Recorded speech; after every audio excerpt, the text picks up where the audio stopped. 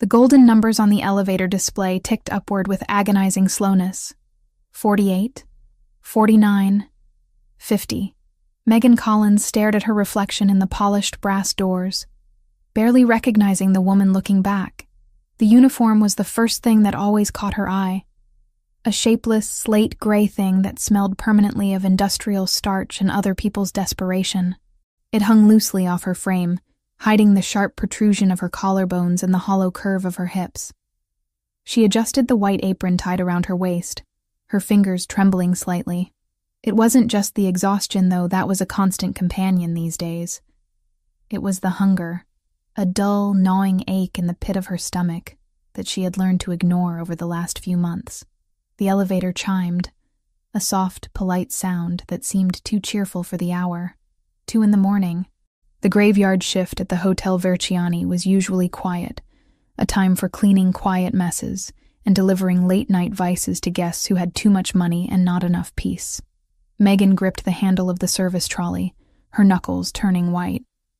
The cart was heavy, laden with a silver bucket of ice that was already starting to sweat, and a bottle of bourbon that cost more than she had earned in the last 3 months combined. She pushed the cart forward, the wheels gliding silently over the thick plush carpet of the corridor. The 52nd floor was different. The air here was cooler, scented with sandalwood and silence. The sconces on the walls were real crystal, casting fractured patterns of light against the damask wallpaper. Megan kept her head down, counting the room numbers as she passed them. 500. 501. Her destination was at the end of the hall, Suite 502, the presidential suite. The staff downstairs had whispered about the guests staying there. Someone important, someone dangerous, someone who tipped in $100 bills if you were quick and invisible.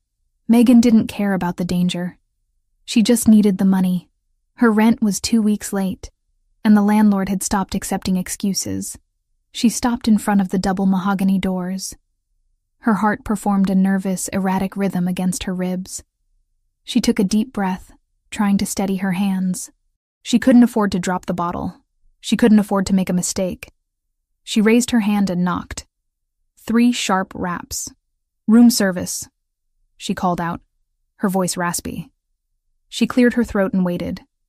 Silence stretched out from behind the door. It was a heavy, oppressive silence that made the hair on the back of her neck stand up.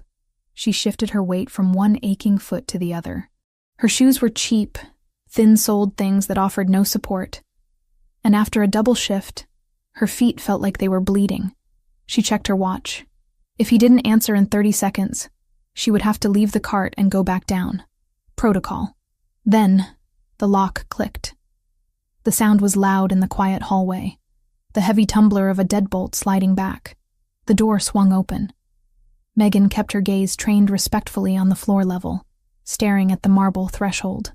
"Good evening, sir. I have the bourbon and ice you ordered." She looked up as she spoke. The professional smile she had practiced plastering onto her face ready to do its job. But the smile never formed.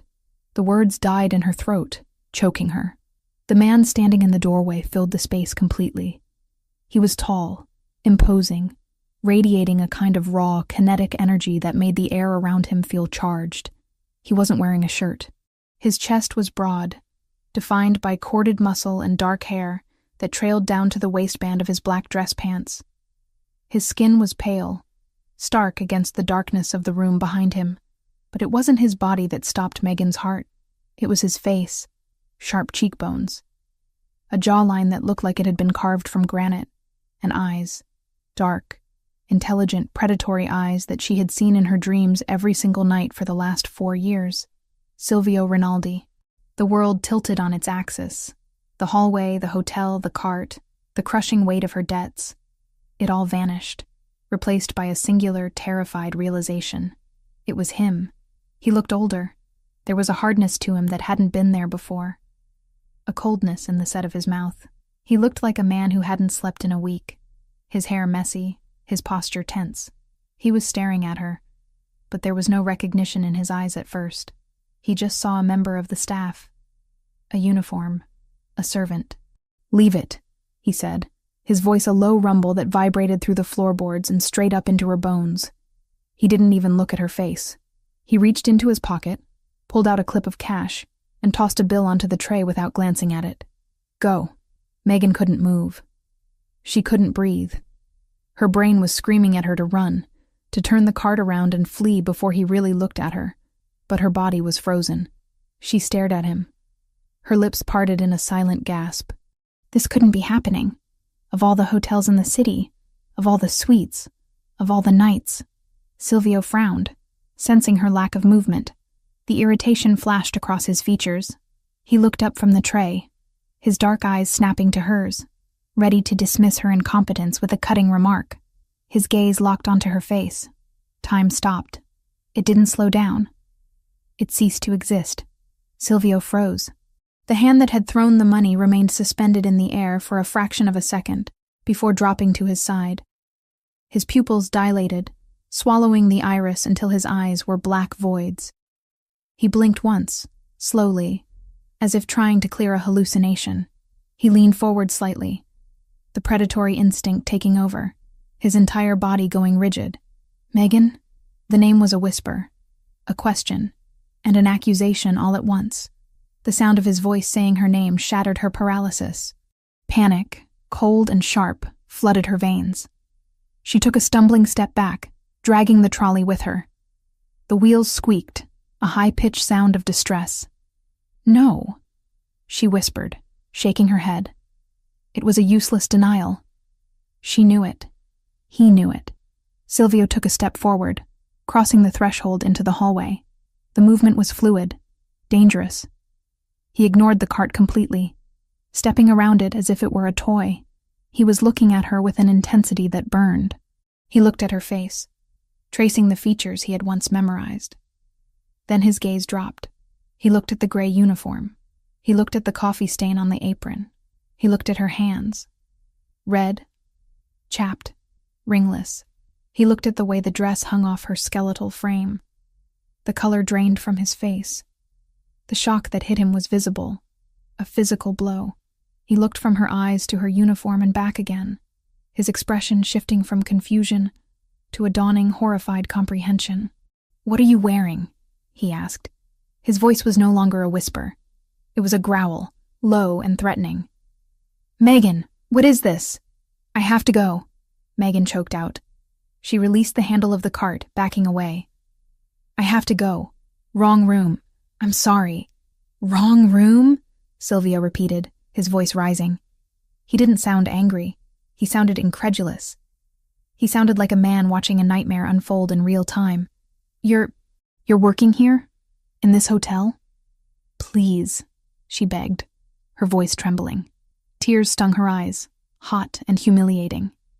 She didn't want him to see her like this. Not him. Anyone but him. She had spent 4 years hiding, preserving the last shred of her dignity, letting him believe she was fine, that she was happy. And now, he was seeing the truth. He was seeing the wreckage. "Silvio, please, let me go." "Let you go?" He laughed, a short, dark sound that had no humor in it. "You think I'm going to let you walk away? Look at you." He took another step toward her. Megan flinched. It was an instinctive reaction, born of years of living on the edge, of being afraid of everything. Landlords, bill collectors, shadows. But seeing her flinch broke something in Silvio. He stopped dead, his hands curling into fists at his sides. "You're afraid," he murmured, the realization hitting him hard. "You're afraid of me." "I'm not," she lied, though her voice shook. I have a shift. My manager, he'll fire me if I'm not back. I need this job, Silvio." "You need this job?" He gestured violently at the cart, at the uniform. "You are my wife. You are Megan Rinaldi. You do not push carts for a living." "I'm not your wife," she snapped, a spark of her old fire flaring up in defense. "We divorced 4 years ago. I'm Megan Collins, and I work for a living. Not everyone has your money." "Divorced?" He spat the word out. He looked down the hallway. The red light of the security camera blinked silently above them. He knew who watched those feeds. He knew that if the footage of this encounter, the boss of the Rinaldi family cornering a terrified, emaciated maid in a hallway, got out, it would be catastrophic. Not for him, but for her. The Ndrangheta were looking for weaknesses. They were looking for leverage. And she was the ultimate leverage. He couldn't leave her here. He couldn't let her get back on that elevator. He looked at her thin arms, the dark circles under her eyes that spoke of bone-deep exhaustion. She looked like she was one strong wind away from shattering. "Get inside," he ordered. "No." Megan shook her head frantically, backing up until her heels hit the wall of the corridor. "I can't. You don't understand." "I understand that you are shaking," Silvio said, his voice dropping to a terrifyingly calm register. "I understand that you look like you haven't eaten a proper meal in months. I understand that you are standing in a public hallway wearing a maid's uniform, while my enemies are likely drinking in the lobby downstairs." He closed the distance between them. Megan pressed herself against the wall, her breath hitching. He loomed over her, blocking out the light, blocking out the world. He was so close she could smell him, the scent of rain and expensive whiskey and danger. It was a scent that brought a flood of memories she wasn't strong enough to fight. "Silvio," she whispered, a plea for mercy. "Don't." He cut her off. He reached out. He didn't grab her. He didn't use force. He simply wrapped his hand around her wrist. His fingers were long, warm, and calloused. The contact was electric. It sent a shockwave through Megan's body that made her knees weak. It had been 4 years since he had touched her. 4 years of cold, lonely nights.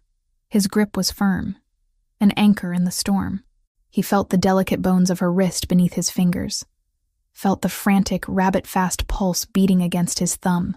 He looked down at her wrist, his expression twisting with a mixture of rage and pain.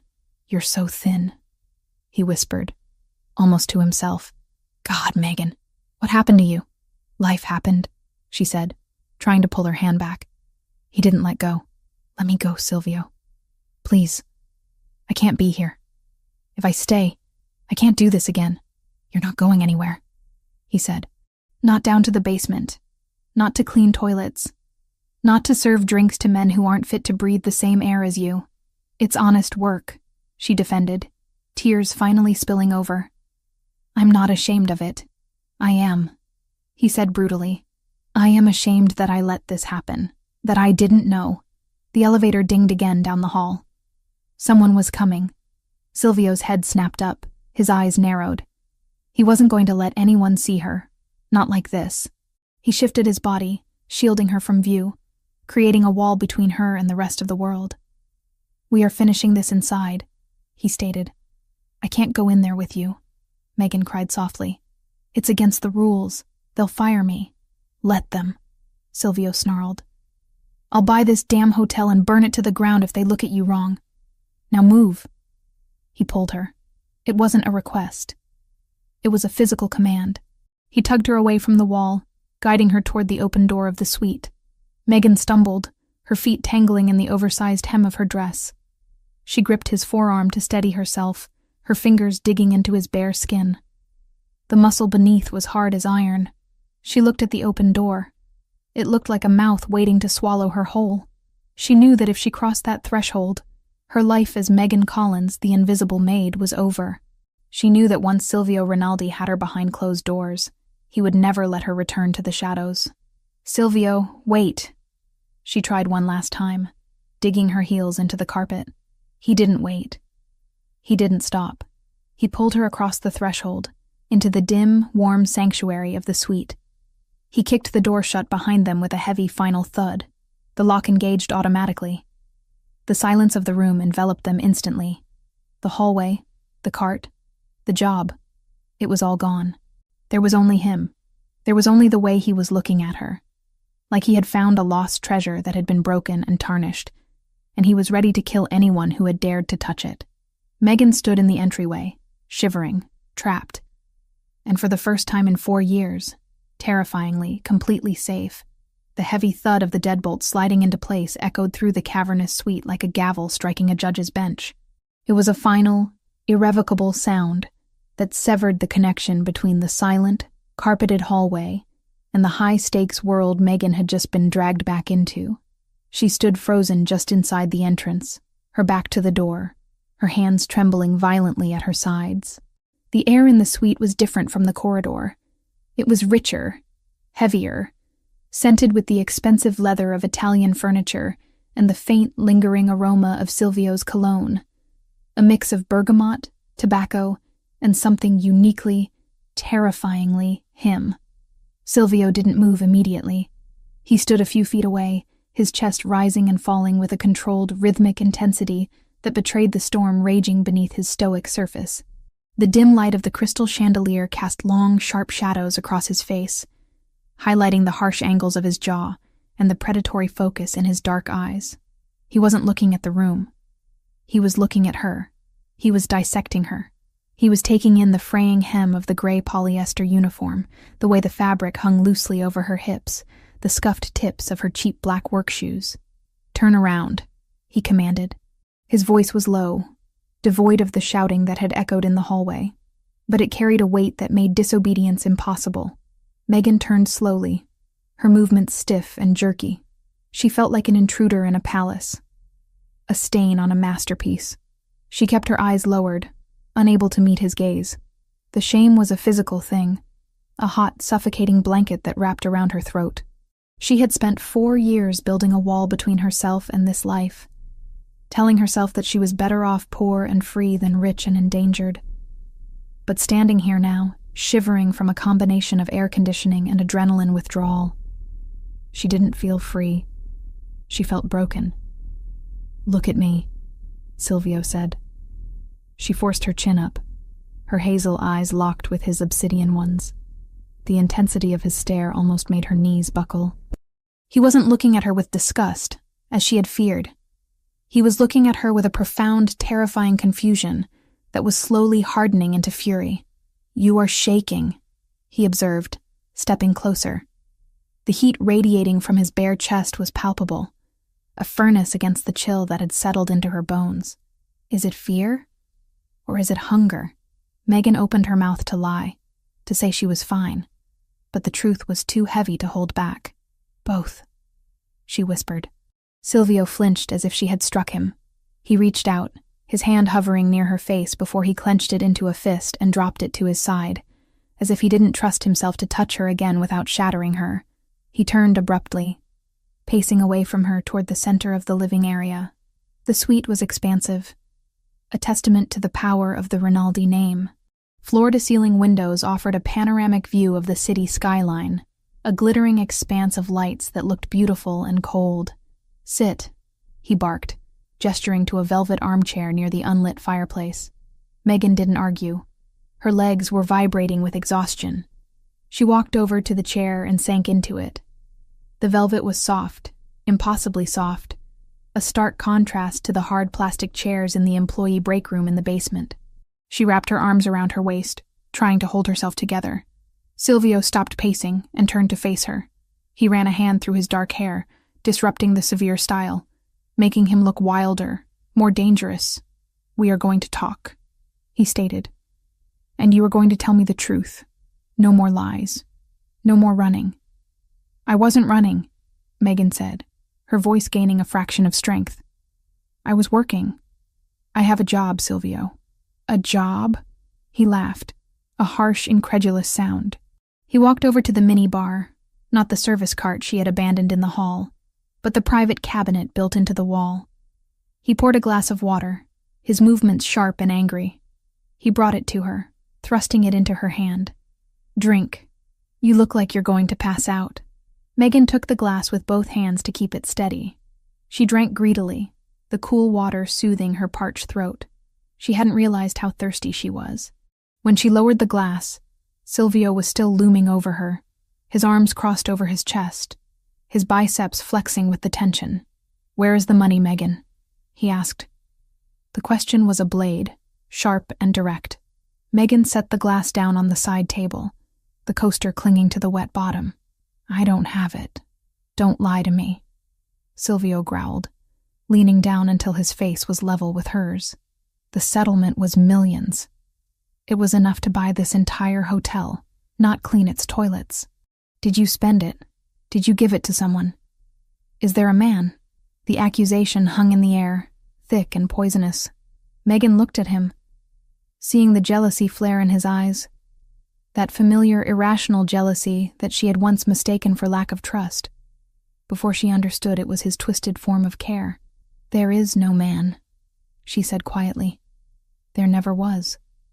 And I didn't spend the money. Then where is it?" he demanded, his voice rising. "Why are you wearing rags? Why are your hands?"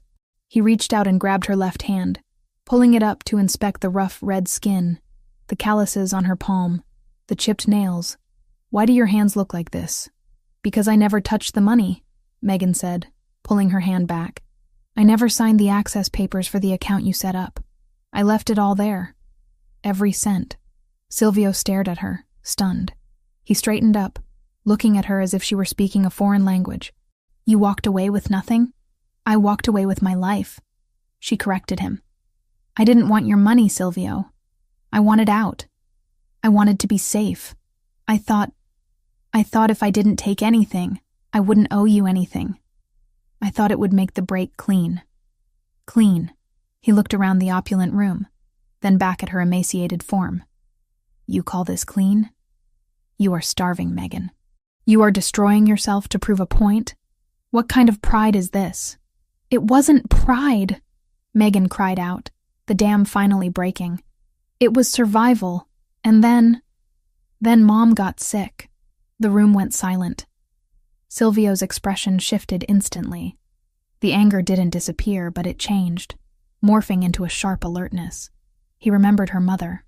Martha Collins was a kind woman, one of the few people who had looked at Silvio Rinaldi and seen a man, not a monster. She had baked him cookies when they first started dating. She had knitted him a scarf he still kept in the back of his closet. "Martha?" Silvio asked, his voice softer. "What happened?" "Cancer," Megan whispered. The word felt like a stone in her mouth. "Pancreatic. It hit fast, but not fast enough. The diagnosis came right after I left you, 2 months after the divorce papers, and from there it was years of fighting and dying in slow motion." Silvio closed his eyes for a brief second. "Why didn't you call me?" "I couldn't," she said, tears spilling over her lashes again. "I couldn't drag you back into my life. I had to do it alone. The treatments, the specialists, the experimental drugs. None of insurance covered the ones that actually gave her a chance. I spent my savings. I sold the jewelry. I sold the car. I worked 3 jobs." "And the settlement money?" Silvio asked, though he suspected he knew the answer. "I told you I couldn't touch it," Megan sobbed softly, wiping her face with the back of her hand. "If I used your money, you would have known where I was. You would have come. And I couldn't let you come back. Not then." Silvio stood still, processing the timeline. While he had been tearing apart his office in fits of rage, thinking she was sipping champagne on a beach in the south of France, laughing at him, she had been sitting in hospital waiting rooms, watching her mother fade away, counting pennies for a cafeteria sandwich. The guilt hit him like a physical blow to the gut. It was a nausea that churned in his stomach. "Where is she now?" Silvio asked, though the hollowness in Megan's eyes gave him the answer before she spoke. "Is she at Mount Sinai or Presbyterian? I will have her moved to a private clinic tonight. I will fly in specialists from Zurich." Megan shook her head slowly. The movement was full of a crushing, final defeat. "She's gone, Silvio," she whispered. "She died 3 months ago." Silvio felt the air leave the room. He looked at Megan, really looked at her, and saw the shadow of grief that lay over her like a shroud. He saw the way her shoulders slumped, not just from the weight of the serving tray, but from the weight of the coffin she had likely carried alone. 3 months, he repeated hollowly. "The debts didn't die with her," Megan continued, her voice devoid of emotion now, just stating facts. "The hospital bills are astronomical. I owe more than I can make in a lifetime. That's why I'm here. That's why I take the double shifts. That's why I need this job. I'm just trying to keep the collectors away. I'm just trying to breathe." Silvio turned away from her. He walked to the window and placed his hands against the cold glass, looking out at the city he ruled. He owned half the buildings in this skyline. He moved millions of dollars with a single phone call. And while he played king, His wife, because in his heart she had never stopped being his wife, had been drowning.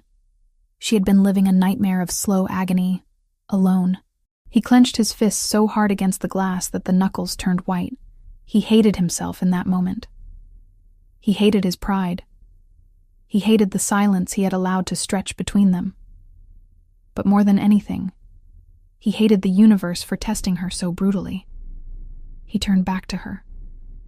The look on his face was terrifying in its resolve. The confusion was gone. The hesitation was gone. "You are done," he said. Megan looked up, startled by the tone. "What?" "You are done paying," Silvio said, walking back toward her.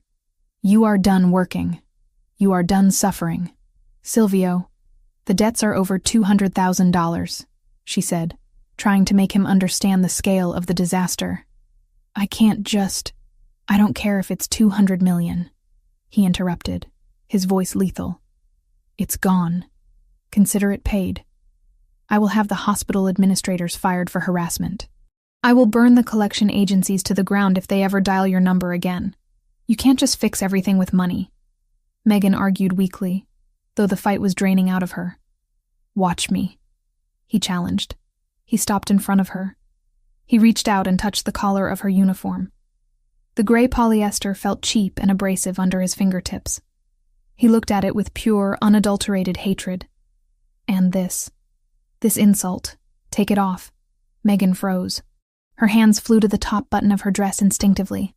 "Silvio, I can't. I don't have anything underneath except—" "I don't care," he said. "You will not wear this rag for 1 second longer. It marks you as a servant. You are not a servant. You are a queen. My queen.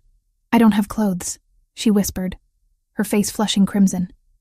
"My locker is downstairs. My jeans. My sweater." "Burn them," Silvio said. "We are not going downstairs." He turned and walked to the mahogany desk where a sleek black landline phone sat. He snatched the receiver up and punched a speed dial number. He didn't look at Megan as he waited for the line to connect. He looked at the wall, his mind racing with logistics, security protocols, and retribution. "Alexander," he said into the phone. The voice on the other end answered on the first ring, sharp and alert despite the hour. "Boss?" Alexander's voice was tinny but clear in the silent room. "I need you at the Versiani. Now," Silvio ordered. "Bring the armored SUV, and bring a stylist. Wake someone up. I don't care who." "A stylist, boss?" Alexander sounded confused. "For a meeting?" "For my wife," Silvio said. There was a pause on the line. A heavy, shocked silence. "Megan? You found her?" "She was here," Silvio said, his voice cracking slightly before hardening again. "She was right under our noses, Alexander. Bring a full wardrobe. Everything. Coats, shoes, dresses. Nothing casual, nothing cheap." He glanced back at Megan, who was still sitting in the chair, looking small and fragile. He assessed her size again, his heart clenching at how much weight she had lost. "Size 0, Silvio said into the phone, the words tasting like ash in his mouth. "Maybe size 2 if the cut is small. She is unwell. Bring food. The chef from the estate. Tell him to prepare something light. Soup, nutrients. And Alexander?" "Yes, boss?" "Bring the security detail. The full team. Level 1 protocol. No one enters or leaves this floor without my permission. If the hotel manager asks questions, buy the hotel. If he resists, remove him." "Understood. 20 minutes. Silvio hung up the phone. The click was softer this time, less like a gunshot and more like a lock snapping shut on a vault. He walked back to Megan. She was looking at him with wide, watery eyes. She looked terrified, but beneath the fear, there was something else. Relief. A profound, overwhelming relief that she tried to hide. She had been carrying the world on her shoulders for so long that she had forgotten what it felt like to put it down. "You can't just take over my life," she whispered, but the protest lacked heat. It was a reflex, a ghost of her old independence. "I already have," Silvio said. He knelt in front of her. It was a gesture of submission that no one in the underworld would ever believe Silvio Rinaldi was capable of. He took her hands in his, covering her rough skin with his warm palms. You tried it your way, Megan. You tried to be noble. You tried to do it alone. And look where it got you. Look at what it did to you. He brought her hands to his lips, kissing the knuckles that were red from scrubbing floors. Let me do this, he murmured against her skin. Let me take care of you. Stop fighting me. Just for tonight. Stop fighting.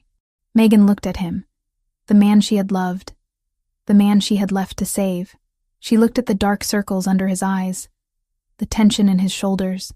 She realized that he had been suffering too, in his own way, and she was so tired. She was so incredibly tired of counting coins, of ducking her head, of being invisible.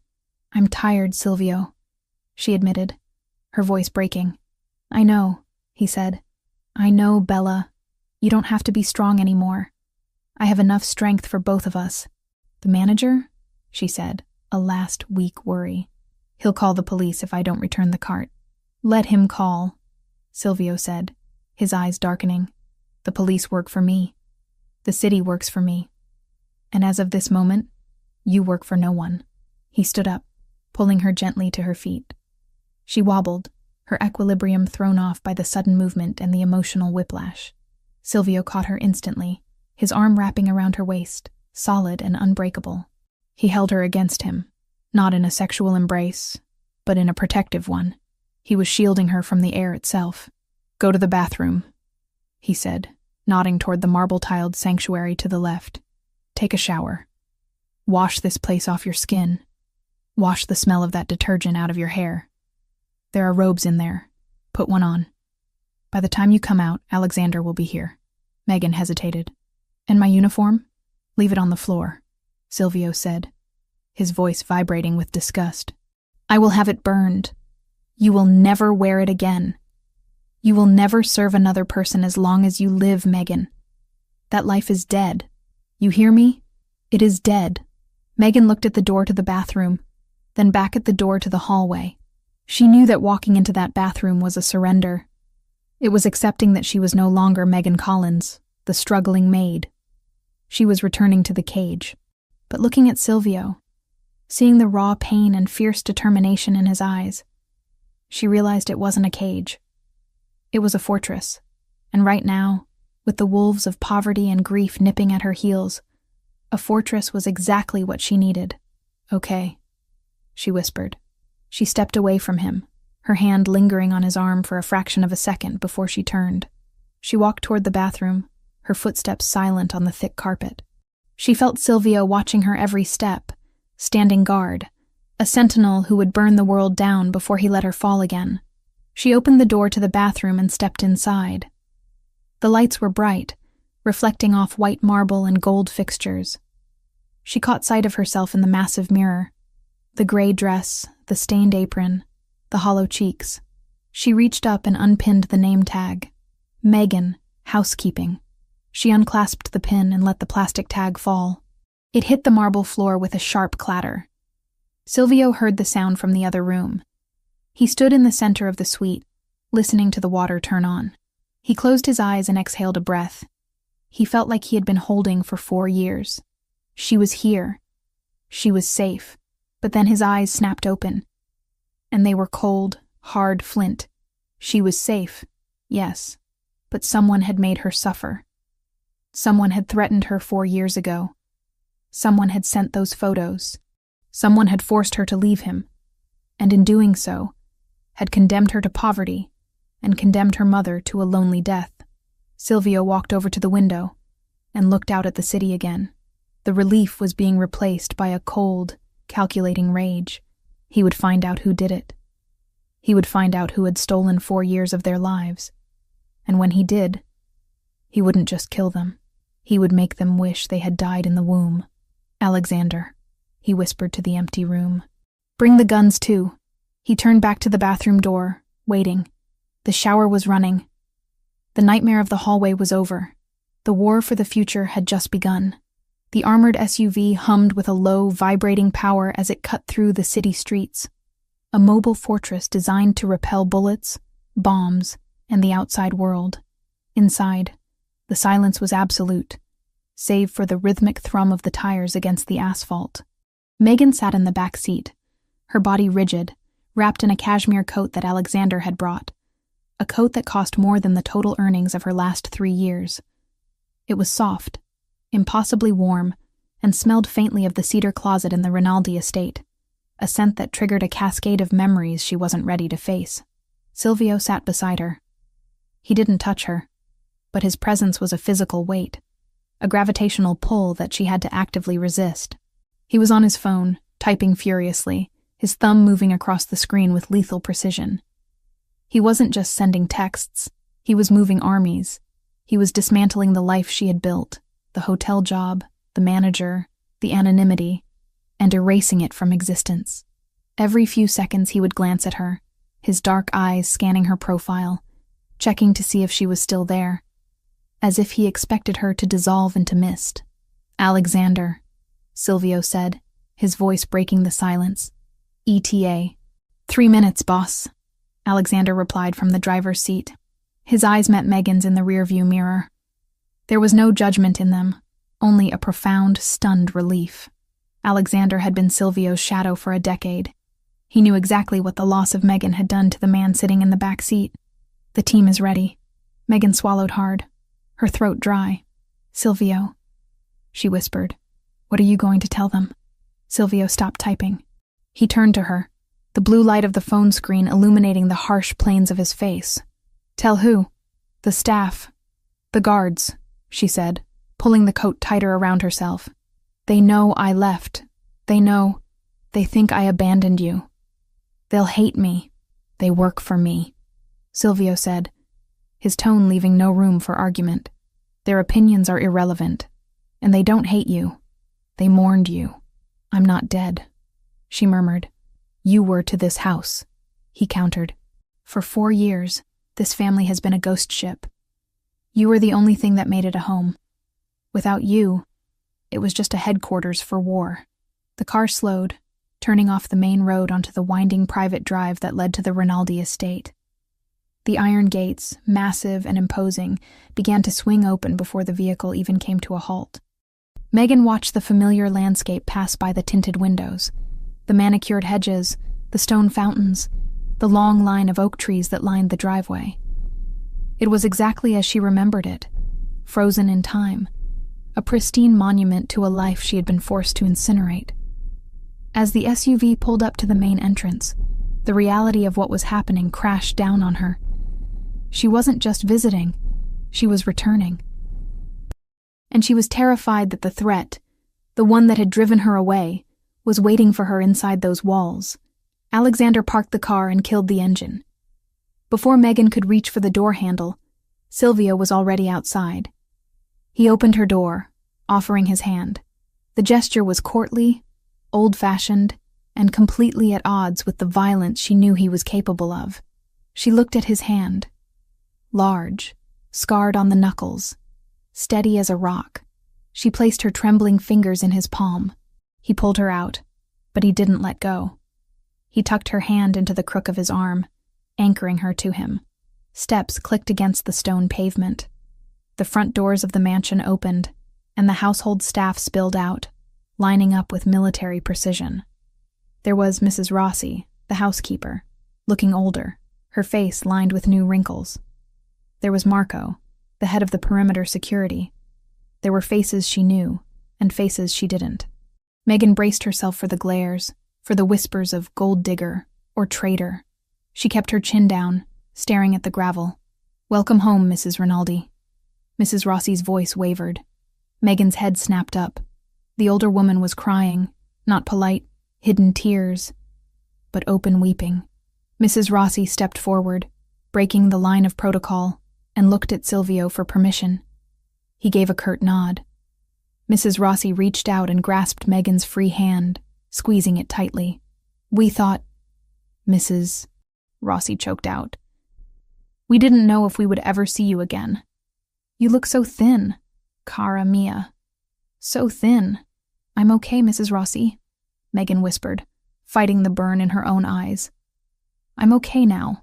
Prepare the master suite," Silvio ordered, his voice cutting through the emotional reunion. And have chef prepare a light meal, soup, something easy to digest. Bring it to the room. The master suite, sir? Marco asked, his eyes darting between Silvio and Megan. Not the guest wing? Did I stutter? Silvio's gaze was lethal. She is my wife. She sleeps in my bed. If anyone has a problem with that, they can leave their badge at the gate and walk home. No, sir. Understood, Marco said quickly, signaling the team to stand down and secure the perimeter. Silvio guided her inside. The foyer was vast, with a double staircase that curved up to the second floor like the ribs of a giant beast. The crystal chandelier overhead cast a prism of light on the marble floor. It was cold. That was the first thing Megan noticed. The house felt cold, sterile, as if no one had really lived here since she left. There were no fresh flowers on the central table, just a sculpture of abstract bronze. It's quiet, she noted. I stopped entertaining, Silvio said briefly. I stopped doing a lot of things. He led her up the stairs. Every step felt like walking backward in time. When they reached the double doors of the master bedroom, Megan hesitated. This was the heart of the house. This was where they had spent lazy Sunday mornings, where they had argued, where they had made love. Silvio pushed the doors open. Megan stepped inside and gasped. It was exactly the same. Her vanity table was still cluttered with the perfume bottles she had left behind. Chanel, Jo Malone, nearly empty bottles that had gathered dust. Her favorite throw blanket was folded at the foot of the bed. A book she had been reading 4 years ago, a paperback novel with a cracked spine, was still sitting on the nightstand on her side of the bed, a bookmark marking page 142. You kept it, she breathed. I couldn't touch it, Silvio admitted, closing the door behind them and locking it. The maids were instructed to clean around it. If they moved a single item, they were fired. I needed to know that you existed, that I hadn't hallucinated our marriage. He walked over to her, removing the heavy cashmere coat from her shoulders. Underneath, she was wearing a silk dress Alexander had brought to the hotel, a deep navy blue that hung loosely on her frame, but was a vast improvement over the maid's uniform. I have to go back out, Silvio said abruptly. Megan spun around, panic flaring in her chest. What? You're leaving? I have business to conclude, he said, his face hardening into the mask of the capo. The Hotel Versiani, the manager who threatened to fire you, the people who watched you starve and did nothing. I need to have a conversation with them. Silvio, don't, she pleaded, grabbing his arm. It doesn't matter. They were just doing their jobs. I was late. You were my wife, he snarled, and they treated you like a slave. I am going to ensure that never happens again. I will be back in an hour. You are safe here. The perimeter is locked down. Alexander is outside the door. No one gets in. Please don't hurt them, she whispered. I will do what is necessary, was all he said. He kissed her forehead, a hard, brief press of his lips that felt like a brand, and then he was gone. The hour that followed was agonizing. Megan wandered the room like a ghost haunting her own life. She went to the bathroom, the size of her entire apartment in the city, and ran her fingers over the marble countertops. She opened the closet. Her clothes were still there. The dresses she had worn to galas, the jeans she wore on weekends, the silk robes. It was a mausoleum of Megan Collins. She sat on the edge of the bed, the mattress sinking under her weight. It was too soft. After years of sleeping on a lumpy futon, the luxury felt wrong, unearned. She looked at the book on the nightstand. She picked it up, opening it to the bookmark. It was a receipt for a coffee she had bought the day before she left. The date stared up at her, a timestamp from another life. When the door handle turned, she jumped. Silvio walked in. He had changed. The suit he had worn at the hotel was gone, replaced by fresh black trousers and a black button-down shirt, the sleeves rolled up to his elbows. He looked cleaner, but the air around him crackled with violence. There was a faint redness on his knuckles that hadn't been there before. Megan decided not to ask about the hotel manager. Behind him, a cart was wheeled in by Mrs. Rossi. It wasn't a hotel cart with squeaky wheels. It was a silent, elegant trolley bearing silver platters. Dinner, Silvio announced. Mrs. Rossi set the table on the balcony, a small private space overlooking the gardens, and then retreated quickly, sensing the heavy atmosphere. Silvio pulled out a chair for Megan. Sit. Eat. It was a command, but there was desperation in it. He sat opposite her, watching her like a hawk. The meal was simple: a rich vegetable broth, warm bread, and grilled chicken. Megan picked up her spoon, her hand shaking slightly. The first mouthful was difficult. Her stomach had shrunk so much that food felt foreign. But the taste, it was rich, seasoned, warm. It tasted like safety. Silvio didn't eat. He poured himself a glass of dark red wine and watched her. He watched every spoonful she took, as if her nourishment was the only thing keeping him tethered to the earth. "You look like you're in pain," he said quietly, after she had managed half the bowl. "I'm not used to it," she admitted. "Full meals. It makes my stomach cramp. We will fix it," he vowed. "Slowly. We will fix everything." He took a sip of wine, his eyes never leaving hers. "Now talk. The hotel room was not the place, but here. Here you tell me everything. Why, Megan? And don't give me the 'I wanted to be free' speech. I know you. I know you loved me. You loved this life, even the dangerous parts. You didn't leave because you fell out of love." Megan put the spoon down. The metal clinked against the china, a sharp sound in the night air. She looked out at the dark garden. The wind was picking up, rustling the leaves of the oaks. "I didn't leave because I wanted to," she said, her voice barely a whisper. "I left because I had to choose." "Choose between what?" Silvio leaned forward, his intensity spiking. "Me and your mother? Between you and your life," she said, turning her gaze back to him. "Silvio, do you remember the week before I left? The gala at the Museum of History?" "I remember," he nodded. "You were nervous. You said you had a headache and wanted to leave early." "I didn't have a headache," she said. "I had a note. Someone slipped it into my purse while I was in the powder room." Silvio went still. "What did it say?" Megan reached for the water glass, needing to moisten her throat. The memory was 4 years old, but it still made her heart race with the same terror she had felt that night. It was a photo, a Polaroid. It was taken from a distance, through a scope. It was a picture of you, Silvio. You were standing on the balcony of your office, and there was a red laser dot right in the center of your forehead.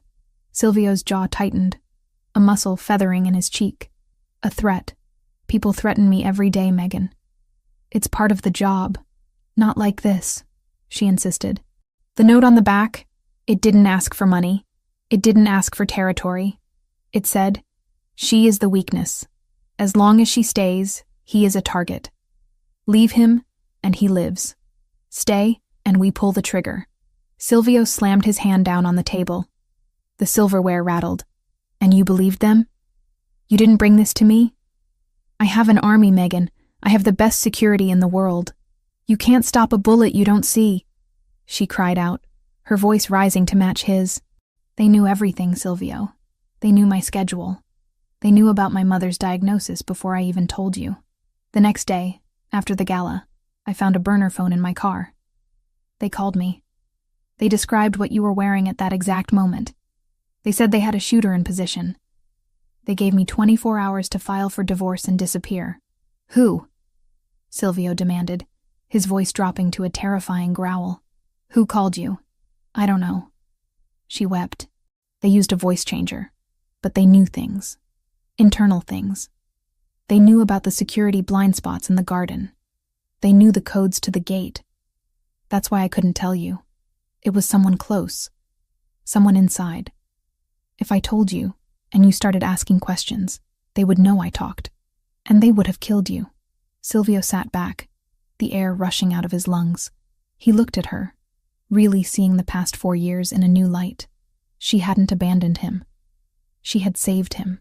She had sacrificed her happiness, her financial security, her time with her dying mother, all to ensure that he kept breathing. She had walked into poverty to shield him from a bullet. "You protected me," he whispered, the realization shattering his anger. "You stupid, brave, reckless woman. You protected me." I couldn't live in a world without you in it, Megan said, tears streaming down her face. Even if I couldn't be with you, knowing you were alive, that was enough. It had to be enough. Silvio stood up. The chair scraped loudly against the stone floor. He walked around the table and pulled her up from her seat. He didn't handle her gently this time. He pulled her against him with a desperation that bordered on violence. He buried his face in her neck, inhaling her scent, his arms wrapping around her so tightly she could barely breathe. I hated you, he confessed into her hair, his voice thick with emotion. For 4 years I hated you. I thought you were bored. I thought you found someone better.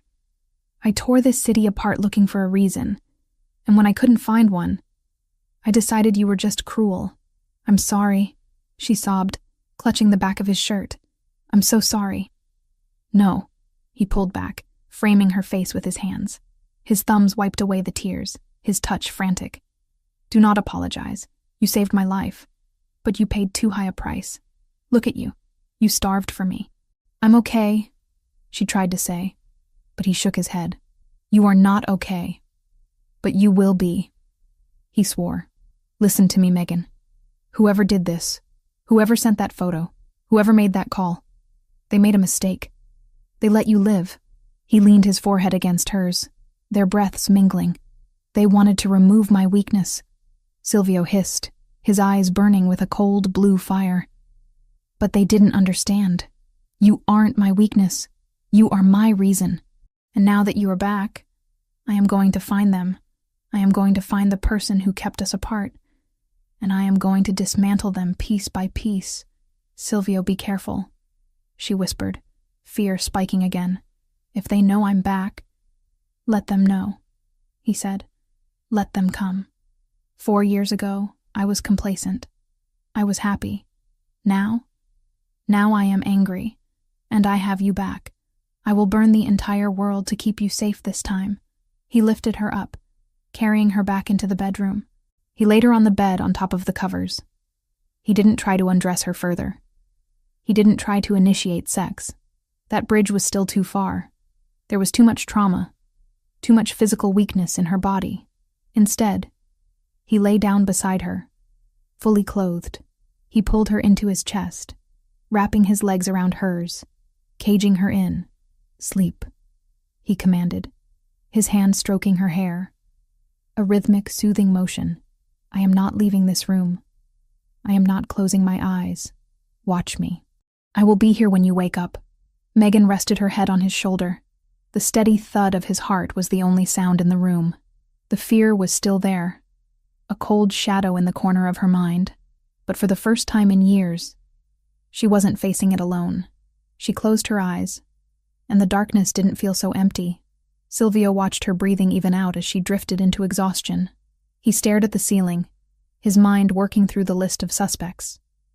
Internal codes, blind spots. It was someone close, someone he trusted. He thought of Nicholas, his accountant, the man who had handled the divorce papers with such efficiency. He thought of the Ndrangheta truce that had been so convenient. His arm tightened around Megan. She had saved him from a bullet, but she had walked into a crossfire to do it. Now, he would be the shield, and God help the person who had put those tears in her eyes. The burgundy silk pooled around Megan's feet like a spilled glass of vintage wine, rich and dark against the cream-colored carpet of the master suite. She stood before the floor-length mirror, her breath catching in her throat as she smoothed the fabric over her hips. The dress was a masterpiece of construction, designed to conceal how much weight she had lost, while highlighting the elegance of her frame. It had long sleeves that hid her thin arms, a high neck that spoke of modesty, and a back that plunged dangerously low, exposing the pale curve of her spine. It was the color of blood, of power, of the very thing Silvio ruled. Mrs. Rossi stood behind her, her hands fluttering nervously as she adjusted the hem. It fits perfectly, Signora, the housekeeper whispered, though her eyes were sad as they traced the sharpness of Megan's shoulder blades. You look regal. Megan stared at her reflection. She didn't see a queen. She saw a fraud. She saw the woman who, just 72 hours ago, had been scrubbing grout in a hotel bathroom for minimum wage. The makeup artist had done a miraculous job concealing the dark circles under her eyes, and the hairdresser had swept her brunette locks into an intricate chignon that added height and sophistication. But inside, she was still shaking. She was still the woman who flinched when doors slammed. "Leave us," a deep voice commanded from the doorway. Mrs. Rossi bobbed a quick curtsy and hurried out, closing the heavy double doors with a soft click. Megan watched in the mirror as Silvio walked into the frame. He was breathtaking. He wore a tuxedo that had been tailored to within an inch of its life, the black fabric straining slightly across his broad shoulders. His shirt was crisp white, the studs black onyx. He had shaved, his jawline sharp and clean, and his dark hair was combed back, severe and commanding. He looked every inch the king of the city, the monster in the dark that children were warned about, and the man she loved with a desperation that terrified her. He stopped directly behind her, not touching her, just letting his presence wash over her. His dark eyes locked onto hers in the glass. "Burgundy," he murmured, his voice a low rumble that vibrated against her spine. "I told them red, but this is better. It suits you. You look dangerous." "I look like I'm playing dress-up," Megan whispered, her fingers trembling where they rested on her stomach. "Silvio, I can't do this. I can't go out there. Everyone will stare. They all know. Let them stare," Silvio said, moving closer until his chest brushed against her bare back. The heat of him was a shock to her cool skin. "Let them see that you are back. Let them see that you are mine. Tonight isn't about a party, Megan. It's a statement. It's a declaration of war against anyone who thought they could touch you. Giardoni will be there," she said, naming the fear that had been gnawing at her all afternoon. "The 'Ndrangheta. They'll be watching." "Good." Silvio's eyes narrowed, turning into chips of obsidian flint. "I want them to watch. I want Giardoni to see exactly what he can't have. I want him to see that the Rinaldi family is whole again." He reached into his pocket and pulled out a long velvet box. He snapped it open to reveal a necklace of diamonds and rubies, the stones arranged in a pattern that looked like falling petals, or drops of blood. He lifted it from the case, the gems catching the light of the chandelier. "Lift your hair," he instructed. Megan obeyed, her hands shaking as she swept the loose tendrils away from her neck. Silvio placed the cold metal against her skin. He took his time fastening the clasp, his fingers lingering on the sensitive nape of her neck. He leaned down and pressed a kiss to the spot just below her ear. A proprietary claim that sent a jolt of electricity straight to her core. "You are not the maid anymore," he whispered against her skin. "You are Megan Rinaldi. You survived poverty. You survived grief. You survived leaving me. A room full of old men in tuxedos is nothing compared to what you have already conquered. Do you understand?" Megan lowered her hands, letting the weight of the diamonds settle against her collarbones. She looked at herself again, with Silvio standing behind her, his dark form framing hers. She didn't look frail. She looked protected. She looked part of a unit that could burn the world down. "I understand," she lied, forcing strength into her voice. "Good." Silvio stepped back, offering his arm. "Then let's go show them what they're up against." The drive to the gala was silent, the armored SUV cutting through the rainy streets like a shark through dark water. Alexander drove with his usual stoic precision, his eyes constantly scanning the mirrors.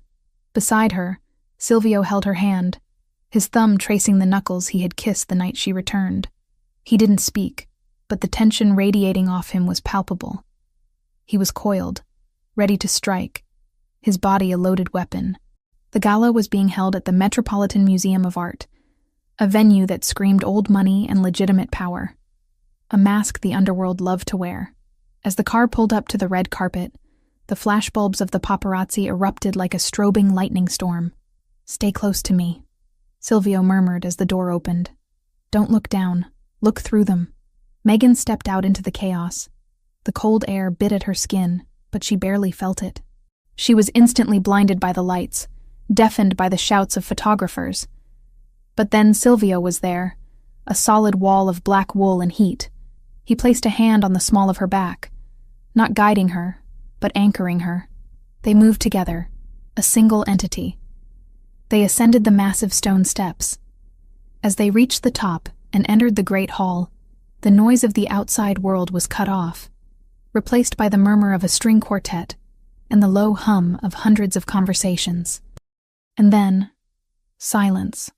It started at the entrance and rippled outward like a wave. Heads turned. Drinks paused halfway to mouths. The conversations died out until the massive hall was filled with a thick, suffocating quiet. Every eye was on them. Megan felt the urge to shrink, to fold in on herself and disappear as she had done for 4 years. But Silvio's hand on her back tightened imperceptibly, a silent command. Stand tall. She lifted her chin. She let her gaze sweep over the room, the women in their pastel gowns, the men in their identical suits, the predators and the prey. She saw the shock on their faces. They had heard rumors, of course. Whispers that the Rinaldi wife had returned, that she had been found destitute. They were looking for bruises, for signs of weakness, for the cracks in the porcelain. Silvio walked her into the center of the room. He nodded to a few allies, men who bowed their heads in deep respect. But he didn't stop until they were at the heart of the gathering. It was a power move. He was placing her in the center of the board. Champagne? A waiter appeared, his hand trembling slightly as he offered a tray. Silvio took 2 flutes. He handed one to Megan.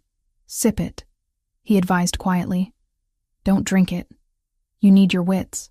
Well, well, a voice grated from behind them, oily and thick with a heavy Calabrian accent. I heard the dead had risen, but I didn't expect the corpse to look so polished. Megan froze. She knew that voice.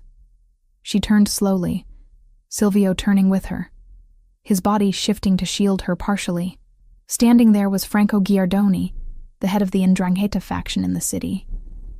He was a short, thick-set man with a face that looked like it had been punched one too many times, and a suit that was too shiny to be tasteful. He was holding a scotch, his eyes raking over Megan with a mixture of lust and contempt. Giardoni, Silvio said, his voice flat. I see they let anyone in these days. I thought this event had a dress code. Giardoni laughed, a wet, wheezing sound. Always with the jokes, Rinaldi, but I wasn't talking to you. I was talking to the little lady. He took a step closer, ignoring the lethal warning in Silvio's stance. Megan. It is Megan, right? Or do you go by a different name now? I heard you were going by... What was it? Hey, you? Housekeeping? The insult landed with the precision of a slap. The people nearby, who had been pretending not to listen, went deathly still. This was it. The 'Ndrangheta was testing the waters, poking the bear to see if it still had claws. Silvio's hand left Megan's back. He was about to move. He was about to tear Giardoni's throat out right there in front of the city's elite. Megan saw the violence in his eyes, the way his shoulders bunched. If he attacked Giardoni here, the truce would shatter instantly, and the police commissioner standing 10 feet away would have to act. It was a trap. Giardoni wanted Silvio to lose control. Megan placed a hand on Silvio's chest. It was a light touch, but it stopped him. She stepped forward, moving out of Silvio's shadow. She smoothed the burgundy silk of her dress, her movements deliberate and calm. She looked Giardoni up and down, her expression one of mild amusement, as if he were a stain on the carpet she would have to scrub later. Mr. Giardoni, she said, her voice clear and carrying effortlessly through the silent circle that had formed around them. I didn't realize you followed my career so closely. It's flattering, really. Giardoni smirked, thinking he had won. Career? Is that what we call scrubbing toilets now? Tell me, murmured Bella. What's the going rate for a Rinaldi these days? Do you take tips? A gasp went through the crowd. Silvio flinched, his breath hissing through his teeth, but Megan held her ground. She didn't blink. She didn't look away. She smiled, and it was a smile she had learned from Silvio. Cold, sharp, and terrifying. I learned a lot pushing a cart, Franco, she said, using his first name with deliberate disrespect. I learned that dirt is honest. It doesn't pretend to be anything else. But you... She took a sip of her champagne, eyeing him over the rim of the glass. You stand here in a tuxedo that costs $5,000, drinking scotch you can't pronounce, pretending you belong in a museum. But we both know the truth. She took a step closer to him, invading his personal space, forcing him to look up at her because of her heels. Some people clean the trash, Megan whispered, loud enough for the inner circle to hear. And some people are the trash. No amount of money will ever scrub the stench off you, Franco.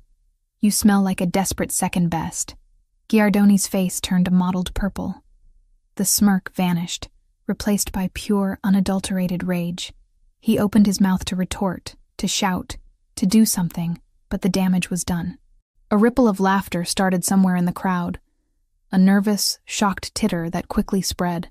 Megan hadn't just insulted him. She had dismissed him. She had treated him like a rude guest in her home. Silvio stepped up beside her again. He wasn't angry anymore. He was beaming. It was a dark, dangerous pride that radiated off him like heat from a sun. He wrapped his arm around her waist, pulling her flush against him. I think you're done here, Giardoni, Silvio said softly. Unless you want to ask my wife for cleaning tips. I hear she's excellent at disposing of garbage. Giardoni glared at them, his hands shaking with the effort not to draw the gun he undoubtedly had tucked under his jacket. He looked around the room and saw that he had lost. The crowd was with the Rinaldis. The narrative had shifted. Megan wasn't the fallen victim. She was the survivor who had just publicly castrated a mob boss with a few words. Watch your back, Rinaldi, Giardoni hissed, turning on his heel. The streets are slippery tonight. We'll be careful, Silvio called after him. As Giardoni disappeared into the crowd, Silvio turned to Megan. He looked at her with an intensity that made her breath hitch. I thought I was going to have to kill him, Silvio murmured, leaning down to brush his lips against her temple. But you did something much worse. You made him small. I was terrified, Megan admitted, her legs starting to tremble now that the adrenaline was fading. I thought I was going to throw up. You were magnificent, Silvio said. You are a Rinaldi, through and through. I want to leave, she whispered. Please, Silvio, take me home. I can't do this anymore. The adrenaline is wearing off and I feel weak. Silvio nodded immediately. He signaled to Alexander, who was waiting by a pillar near the exit. We're leaving. Now. They moved toward the exit, cutting through the crowd. People moved out of their way, their gazes now filled with a new kind of respect, or perhaps fear. Megan didn't care. She just wanted the safety of the car. She wanted to take off the dress and the diamonds and curl up in the bed that smelled like Silvio. They stepped out into the cool night air. The rain had stopped, leaving the pavement slick and black. The valet brought the armored SUV around. Alexander opened the back door, scanning the street. Clear, Alexander said. Silvio helped Megan inside. He climbed in after her, the heavy door thudding shut, sealing them in the quiet luxury of the leather interior. You did well, Silvio said, reaching for her hand. Better than well.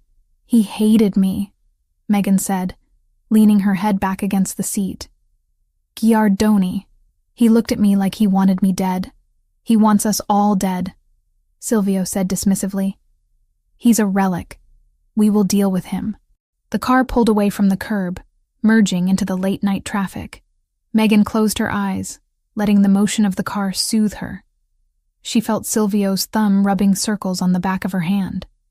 For the first time in hours, she allowed herself to relax. They turned onto a quieter street, a shortcut that led toward the highway back to the estate. It was a route they rarely took, chosen by Alexander to avoid the paparazzi traffic. The explosion didn't sound like a bang. It felt like a punch. The world went white. The SUV shuddered violently, lifting off the ground for a terrifying second before slamming back down onto its suspension. The sound of screeching metal tore through the air. Megan was thrown sideways, her head slamming against the padded leather of the door. Get down, Silvio roared. He was on top of her instantly, his heavy body covering hers, pinning her to the seat. Another impact hit the side of the car. Bullets. The rhythmic, terrifying thwack, thwack, thwack of automatic fire hammering against the reinforced glass. The window beside Megan's head spiderwebbed into a million opaque fractures but held. "Alexander!" Silvio shouted. "Tires are blown!" Alexander yelled back, his voice strained as he fought the steering wheel. The car was fishtailing wildly, the rims grinding sparks against the asphalt. "They hit the front axle. We're sitting ducks." The car spun, slamming into a parked van with a bone-jarring crash that threw them forward. Silvio took the brunt of the impact, his shoulder hitting the front seat, but he didn't let go of Megan. He kept her head tucked into his chest, shielding her with his own flesh and bone. "Are you hit?" he demanded, grabbing her face, his eyes wild as he scanned her for blood. "No," Megan gasped, her ears ringing. "I'm okay." "Silvio, what is happening?" "Ambush," he snarled. He reached under his tuxedo jacket and pulled out a handgun, a sleek black weapon she hadn't even known he was carrying. "Stay down. Do not lift your head. Do not look out the window." The firing stopped for a second, replaced by the sound of engines revving. "Motorcycles. They're circling," Alexander reported, drawing his own weapon. 4 bogies, maybe 5. Silvio looked at the spider-webbed window. The glass was holding, but it wouldn't hold forever. He looked at Megan. She was curled in a ball on the floor of the car, the burgundy dress ruined, her eyes wide with terror. But she wasn't screaming. She was waiting for instructions. "Listen to me," Silvio said, his voice deadly calm amidst the chaos. "The glass is rated for assault rifles. They can't get in unless they blow the doors. Alexander is going to keep moving. I need you to stay on the floor. Can you do that?" "Yes," Megan whispered. Silvio looked out the front windshield. He saw the setup. It wasn't just a random hit. They had been waiting. They knew exactly which street Alexander would take. They knew the exact moment to detonate the IED to take out the tires. "This wasn't Giardoni acting alone," Silvio said, his voice cold as ice. He knew the route. "Alexander, who knew the route?" "Only the inner circle, boss," Alexander said, his face pale as he punched the accelerator, forcing the crippled SUV to grind forward on its rims. "Me, you, Marco, and..." He trailed off. "And Nicholas." Silvio finished the sentence, the name tasting like bile. Nicholas, the accountant. The man who managed the logistics. Another volley of bullets hit the back of the car, sounding like hail on a tin roof. "We have a leak," Silvio said, checking the magazine of his gun. He looked down at Megan, his expression shifting from rage to fierce protection. "And they just made the last mistake of their lives." He racked the slide of the gun. "Hold on," Silvio commanded. "We are going to push through." Megan squeezed her eyes shut, listening to the grinding metal and the gunfire, feeling the heat of Silvio's body shielding her. The gala, the dress, the victory, it all felt a million miles away. This was the reality of being Mrs. Rinaldi. This was the life she had chosen to return to. But as she felt Silvio's hand grip her shoulder, solid and unshakable, she realized something. She would rather be here, under fire with him, than safe and alone in a cold apartment. "I'm with you," she whispered into the darkness of the floorboard. "Always." Silvio vowed. "Alexander, ram them." The SUV surged forward, turning into a weapon, as the Rinaldis went to war. The tires of the replacement vehicle crunched over the pristine, untouched snow, a sound like crushing bone that echoed in the absolute silence of the mountain ridge. They were miles above the city now, far removed from the smoke, the shattered glass, and the screaming sirens of the ambush. The safe house wasn't a cabin in the traditional sense. It was a fortress of glass and steel jutting out from the cliff face. A modern monolith designed for 2 things: isolation and defense. Silvio killed the engine. The sudden absence of the motor's hum was deafening. He didn't move immediately. He sat gripping the steering wheel, his knuckles white, his breath fogging in the cold air of the unheated car. His tuxedo jacket was torn at the shoulder, stained with dust and a dark, wet patch that Megan had been staring at for the last 20 miles. "We're here," he said, his voice rough, sounding like gravel grinding together. Megan nodded, though she couldn't stop her teeth from chattering.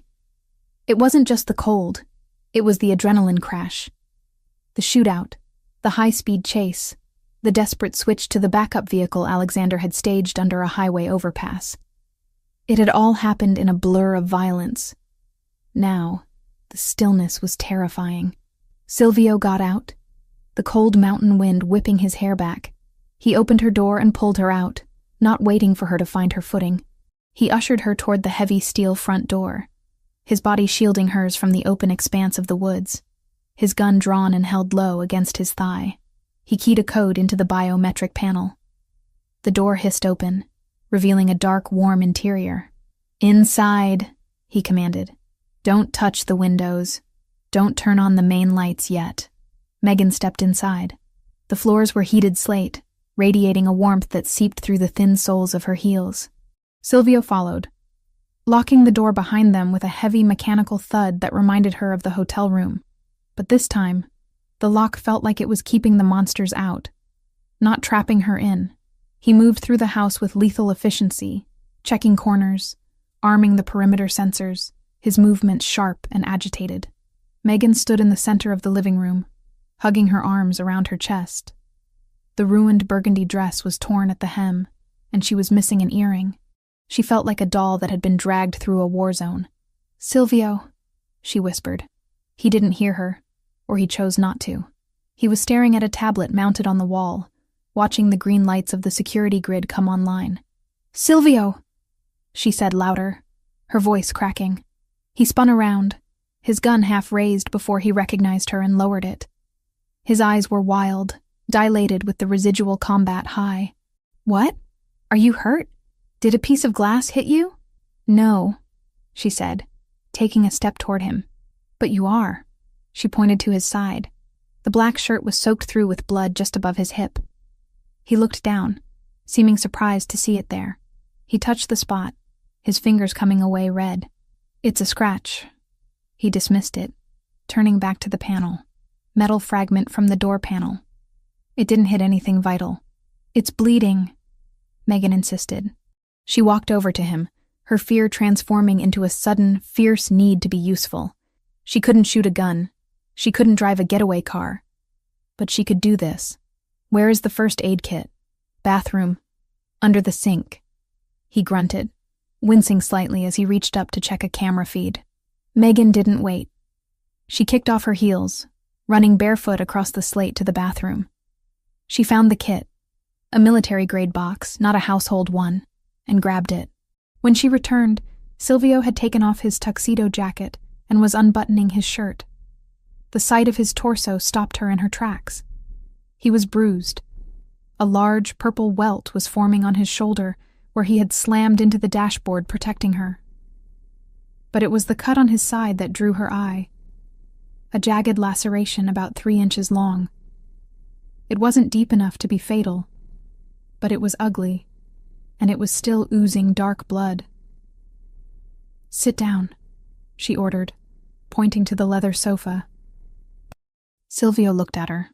For the first time since the explosion, the manic energy in his eyes receded, replaced by a heavy exhaustion. He dropped the shirt on the floor and sat, wincing as his skin stretched. Megan knelt between his legs, opening the kit. The smell of antiseptic wipes and sterile gauze filled the air, replacing the scent of gunpowder that clung to their clothes. Her hands, which had been shaking uncontrollably in the car, were suddenly steady.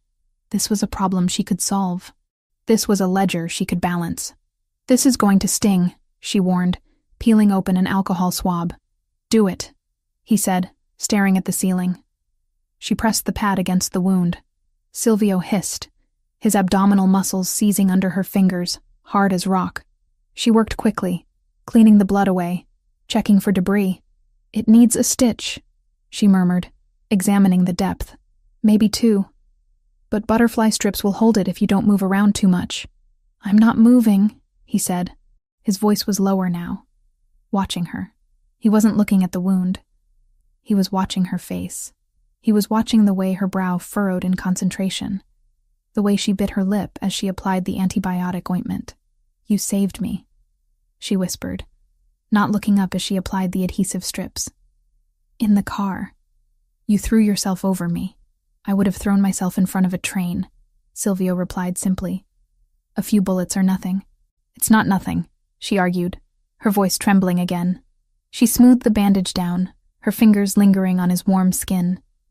She could feel his heart beating against her palm, a strong, steady rhythm that reassured her he was alive.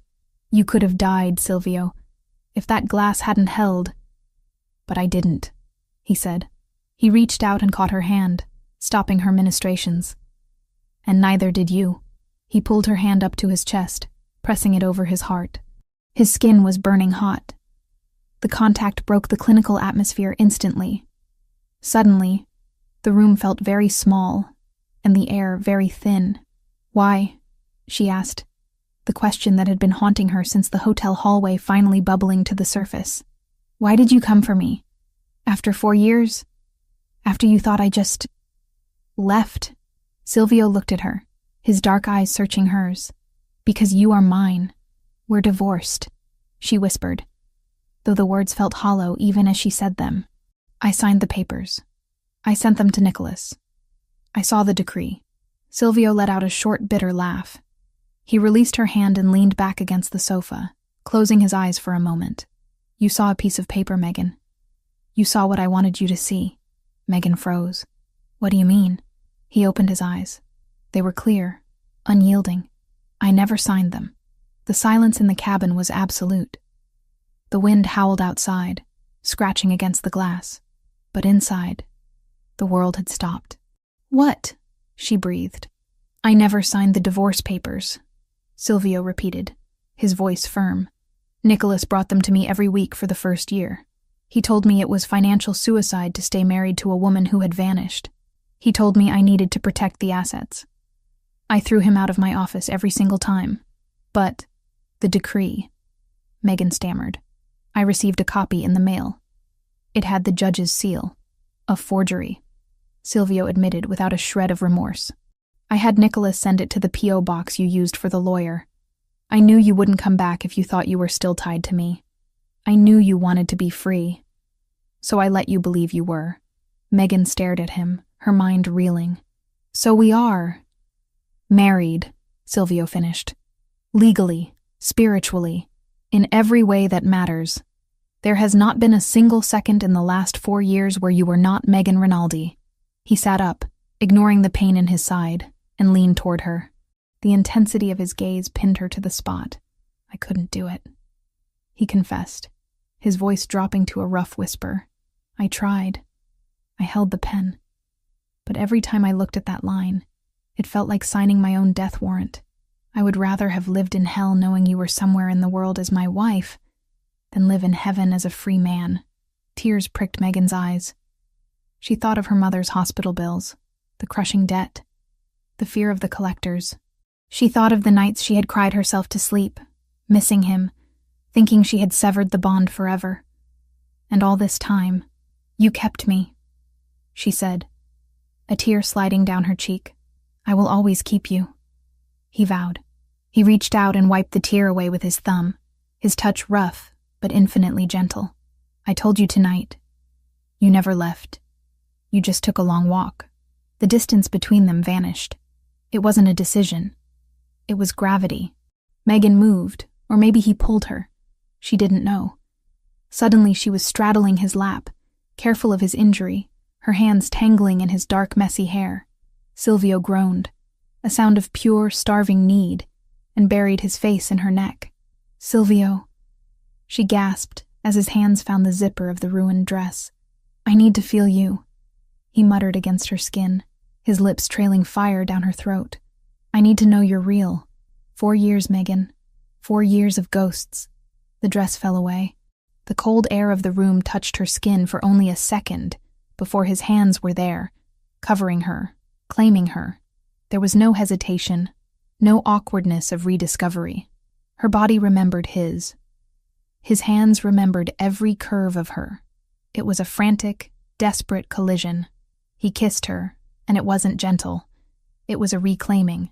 It tasted of survival and fury and love that had been twisted by pain until it was something sharper, something stronger. Megan kissed him back with equal force, pouring all the lonely nights, all the fear, all the grief for her mother into the contact. You're mine, He growled against her mouth, his grip on her hips bruisingly tight. "Tell me, I'm yours," she sobbed, clinging to his shoulders. "I never stopped. I'm yours, Silvio." The intimacy that followed wasn't just physical. It was an exorcism. With every touch, they burned away the years of separation. They burned away the image of her in the maid's uniform, the image of him alone in his office. They anchored themselves to each other, skin to skin, breath to breath, until there was nothing left in the world but the two of them in a glass box suspended over a snowy abyss. Later, the silence was different. It wasn't empty. It was full. They lay tangled together under a heavy fur throw on the sofa, too exhausted to move to the bedroom. The fire in the hearth, which Silvio had lit at some point, cast flickering orange shadows on the walls. Megan rested her head on his uninjured shoulder, listening to the steady, strong beat of his heart. She traced the line of his jaw with her finger. He caught her hand and kissed the palm. "What happens tomorrow?" she asked softly. Silvio tightened his arm around her. "Tomorrow we hunt. We find out who leaked the root. We find out who threatened you 4 years ago." "I think I can help," she said. Silvio shifted slightly to look at her. "You've done enough. You saved me tonight. You kept me sane." "No," Megan said, sitting up slightly, pulling the fur up to cover her chest. Her hazel eyes were clear now, the fear replaced by a sharp, cold intelligence that reminded him of the woman who used to audit his legitimate businesses before the threats started. "I mean, I can help. Practically." "How?" "The leak," she said. "It had to be digital. Even if Nicholas or someone else knew the route verbally, they had to communicate it to the shooters. They had to track the GPS of the SUV to time the explosion. That leaves a footprint." Silvio frowned. "My tech team sweeps for bugs daily. Your tech team is looking for external threats," Megan countered. "They aren't looking for authorized users moving data through back doors. I used to audit your books, Silvio. I know how the money moves, but I also know how the information moves. If someone inside sent that location, they used the internal network to do it so it wouldn't flag the external firewalls." She looked at the tablet on the wall, the one controlling the security grid. "Do we have a secure link to the main server from here?" she asked. Silvio nodded slowly, a look of intrigue replacing the exhaustion on his face. "Yes. This place is hardwired into the mainframe. It's a mirror of my office." "Then give me access," she said. "Give me the admin codes. While everyone thinks we're dead or running, I can go through the logs. I can see who accessed the travel itinerary and who pinged the car's GPS in real time." Silvio studied her. He saw the shift. She wasn't the trembling maid anymore. She wasn't just his wife. She was a partner. She was offering to step into the war, not just hide behind him. "It will be dangerous," he warned. "If you find something. Once you know, there is no going back. You become a target again."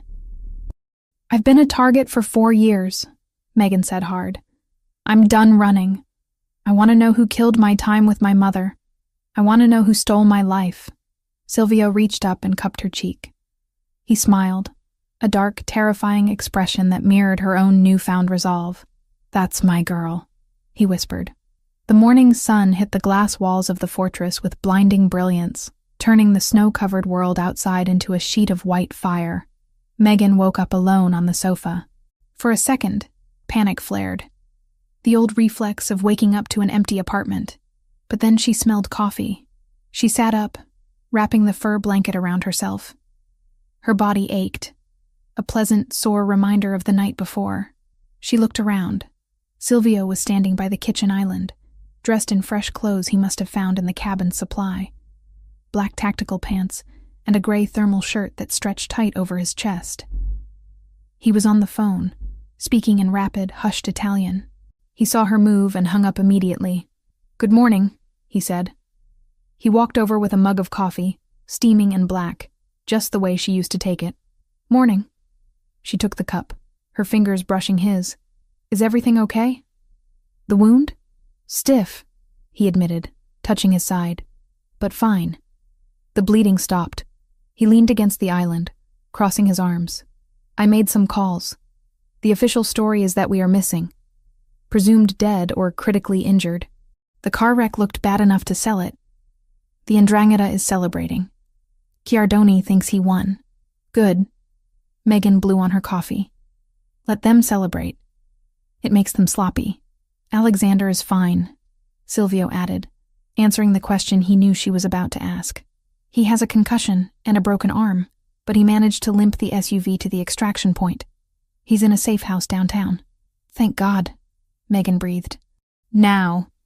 Silvio pushed a sleek silver laptop across the granite countertop toward her. You asked for access. Megan stood up, clutching the blanket like a toga. She walked to the counter and looked at the computer. It was already booted up, the login screen for the Rinaldi private server blinking a cursor. I need your credentials for the initial handshake, she said. Silvio typed in a long string of characters. The screen flashed red, then green. Access granted. Megan sat on the bar stool. She cracked her knuckles, a habit from her college days before exams. She wasn't looking at spreadsheets of money this time. She was looking at data packets, login timestamps, and encrypted communication logs. Okay, she muttered, her eyes scanning the code. The ambush happened at 11:42 p.m. That means the signal had to go out between 11:30 and 11:40 to get the shooters in position. Silvio stood behind her, watching the screen over her shoulder. He didn't understand the raw code as well as she did, but he understood the patterns she was hunting. Filter by user clearance level, Silvio suggested. Only level 4 and above knew the route. Already doing it, Megan's fingers flew across the keys. Nicholas, Marco, you, Alexander, and... Wait, she frowned, leaning closer to the screen. What is it? Silvio asked, sensing the tension in her shoulders. There's a ghost protocol here. She pointed to a line of gray text hidden beneath the standard traffic. Someone ran a shadow mirror on your GPS. It wasn't a direct query, it was a passive tap. They didn't ask the car where it was. They asked the phone paired to the car where it was. My phone? Silvio touched his pocket. No, Megan shook her head. Your phone is encrypted with military-grade shielding. Alexander's is too.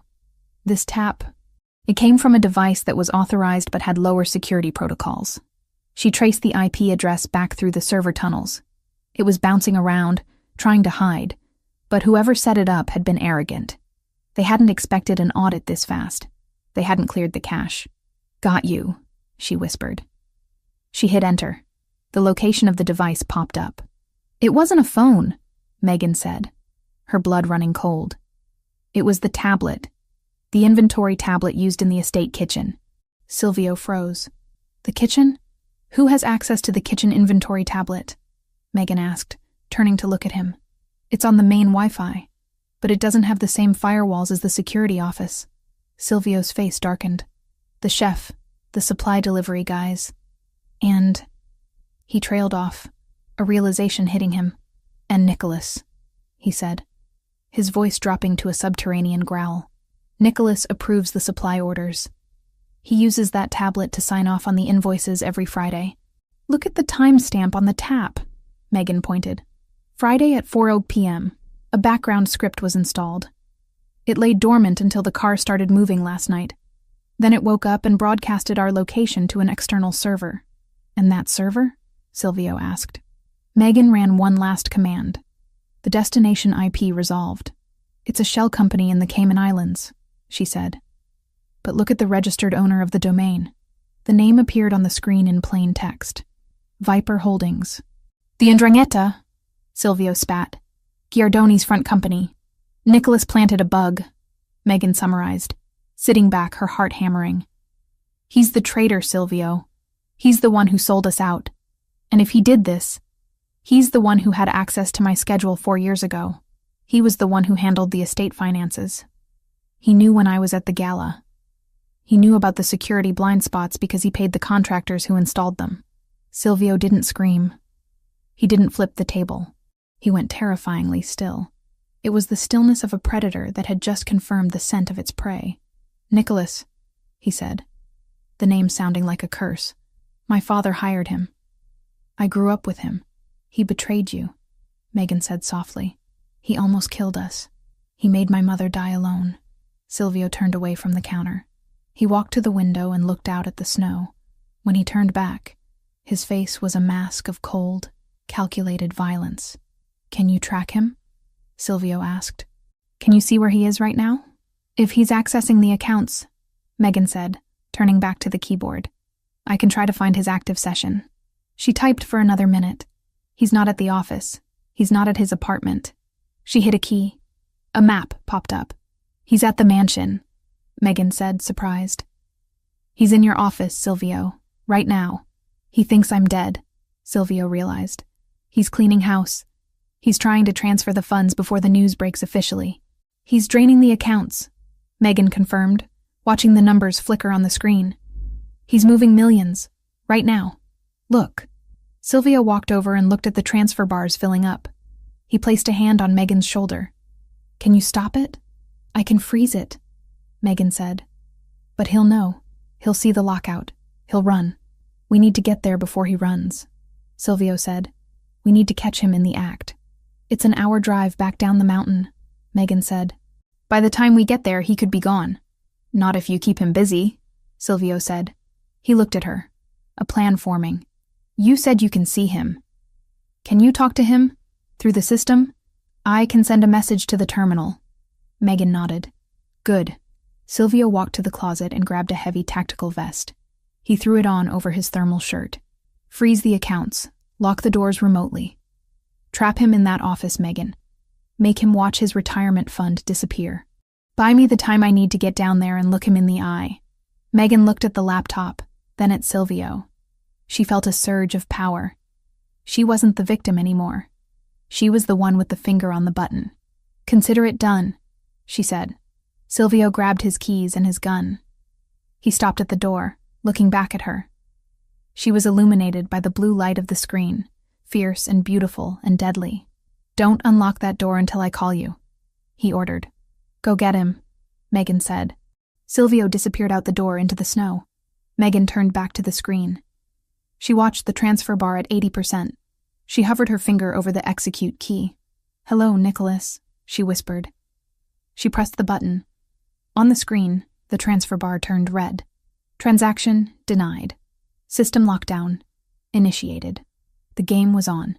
The blue light of the monitor was the only source of warmth in the vast frozen silence of the safe house. Megan sat hunched over the kitchen island, her fingers flying across the laptop keyboard with a speed born of adrenaline and old muscle memory. On the screen, the battle was silent, but violent. A progress bar labeled "Unauthorized Transfer" came en route, flickered, trying to push past the 80% mark, but every time it surged, Megan slammed a digital gate in its path. "You're persistent, Nicholas," she whispered to the empty room, her eyes narrowing.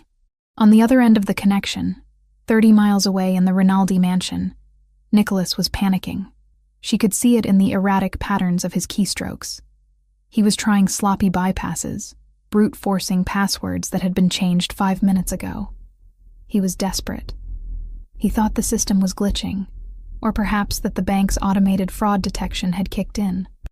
He had no idea that the dead wife of his boss was sitting on a mountain ridge, dismantling his golden parachute piece by piece. Megan opened a second terminal window. While her left hand kept the financial lockdown in place, her right hand began to dig. She didn't just want to stop the money. She wanted the truth. She needed to know why. Greed was a powerful motivator, yes, but Nicholas had been wealthy. He had been family. To betray Silvio to this extent, to align with the 'Ndrangheta, required more than just a desire for a bigger yacht. She accessed the system logs for the mansion's internal server. She filtered the search parameters. User, Nicholas admin. Date range, 4 years ago. The screen populated with thousands of files. Emails, invoices, security approvals. Megan refined the search. She looked for files that had been flagged as deleted, but were still haunting the backup drives. She looked for the week leading up to her departure, the week of the gala. "Come on," she muttered, taking a sip of cold coffee. "Show me the ghosts." And then she found it. It wasn't a financial document. It was a metadata log for a print job sent to the high-resolution photo printer in the security office. The timestamp was 6 p.m., the night of the gala. The file name was Target Scope, View Joe 1 JPG. Megan's breath hitched. She clicked on the file recovery tool. It took 10 agonizing seconds to reconstruct the image.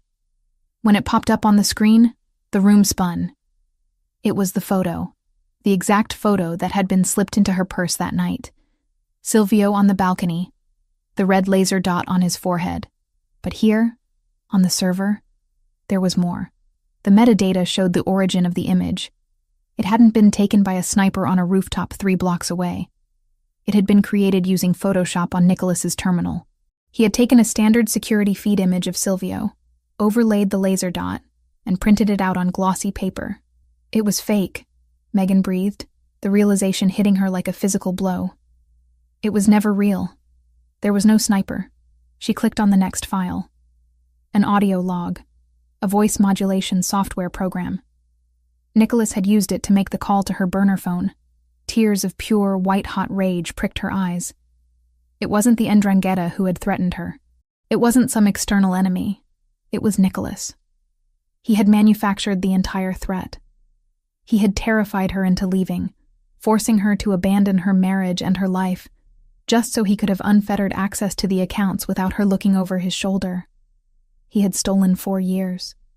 He had stolen her mother's comfort in her final days. He had stolen the chance for a family. Megan grabbed her phone. She didn't call Silvio's cell. She dialed into the mansion's intercom system, patching it directly through the admin override. "Silvio," she said, her voice shaking with fury. I know everything." Silvio moved through the shadows of his own home like a wraith. The mansion was quiet, the skeleton crew of night guards patrolling the perimeter, unaware that their boss was inside the walls. He had entered through the servants' tunnels, bypassing the main gates. He didn't want an audience. He wanted Nicholas. He reached the heavy oak door of his study.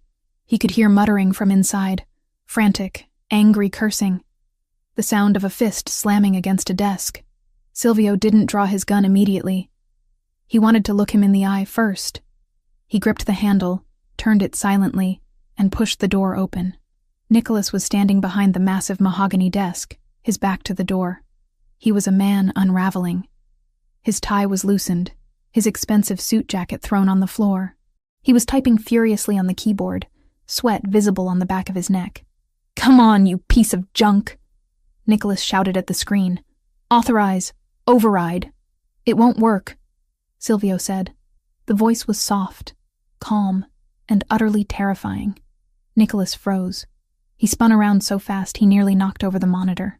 When he saw Silvio standing in the doorway, mud on his boots, a tactical vest over his chest, eyes like 2 pits of hell, Nicholas's face went gray.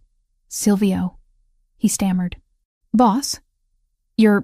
I heard the news said that I was dead?" Silvio finished, stepping into the room and closing the door behind him. "And you wasted no time, did you, Nico? The body isn't even cold, and you're already carving up the inheritance." No, look, you misunderstand."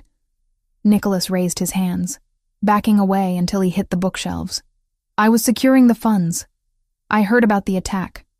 I thought the Ndrangheta would try to seize the accounts. I was moving everything to a safe hold. For you, for the family. Is that why you routed it to Viper Holdings?" Silvio asked, taking a slow step forward. "To Giardoni's shell company?" Nicholas's mouth opened and closed like a fish out of water.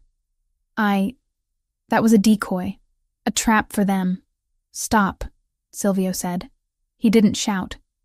He looked at the man he had grown up with, the man who had stood beside him at his wedding, the man his father had trusted. "Megan is watching you, Nicholas." "Megan?" Nicholas blinked, confused. "Megan is gone. She left years ago. She's on the system." Silvio pointed to the computer. "She's the one locking you out. She's the one who found the tracker you planted in the kitchen tablet." Nicholas looked at the screen, where the red words, "Access denied," were blinking rhythmically. The realization dawned on him. The audit. The wife who was too smart for her own good. He had tried to get rid of her 4 years ago because she asked too many questions about the ledger. He thought he had won. Suddenly, The intercom on the desk crackled to life. Megan's voice filled the room, amplified and crystal clear, dripping with ice. "Tell him about the photo, Nicholas." Silvio stopped. He looked at the speaker, then back at Nicholas. "What photo?" Nicholas went pale, his eyes darting to the drawer where he kept his emergency gun. "She's lying. She's crazy. That's why she left, Silvio, remember? She was unstable." The photo of Silvio on the balcony. Megan's voice continued, relentless. "The one with the laser dot. The one you printed from that very desk on November 14th, 4 years ago. I found the print logs, Nicholas. I found the Photoshop file." Silvio went very still. The temperature in the room seemed to drop 10 degrees. He looked at Nicholas, and the pieces finally clicked into place. The sudden threat that had driven Megan away. The fact that the sniper had known internal blind spots. The fact that Nicholas had been the one to bring him the divorce papers, urging him to sign, urging him to move on. "You," Silvio whispered. The word was barely a sound, just a breath of air leaving his lungs. "It was you." "Silvio, listen." Nicholas began to sweat profusely, his hands shaking. "It was business. She was a liability. She was looking into the offshore routing. If she had found the discrepancies back then, she would have exposed everything. I did it for us. I did it to protect the operation." "You threatened my wife," Silvio said, walking around the desk. "You made her believe I was going to die. You made her leave me." "I saved you from a scandal," Nicholas yelled, his desperation turning into aggression. "She wasn't one of us, Silvio. She was a weakness. And look at you now. You're risking everything for her again. The Ndrangheta is coming. Giardoni knows you're vulnerable. If you kill me, you lose the only person who knows where the money is." "Megan has the money," Silvio said, stopping inches from Nicholas. "She froze it. She has the keys. I don't need you for the money, Nico." Nicholas scrambled backward, his hand fumbling for the drawer handle. "Silvio, wait. We're brothers. We grew up together.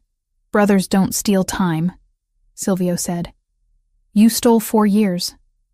Do you know what she went through? Do you know she starved? Do you know her mother died while she was scraping pennies together because of your lie?" "I didn't kill her mother," Nicholas screamed, yanking the drawer open. He lifted the gun, a snub-nosed revolver. Silvio didn't flinch. He didn't even blink. He moved with a speed that defied his size. Before Nicholas could level the weapon, Silvio's hand shot out, clamping around the barrel and Nicholas's fingers. He twisted the gun upward and inward with a sickening crunch of breaking bone. Nicholas screamed, dropping to his knees. The gun clattered to the floor.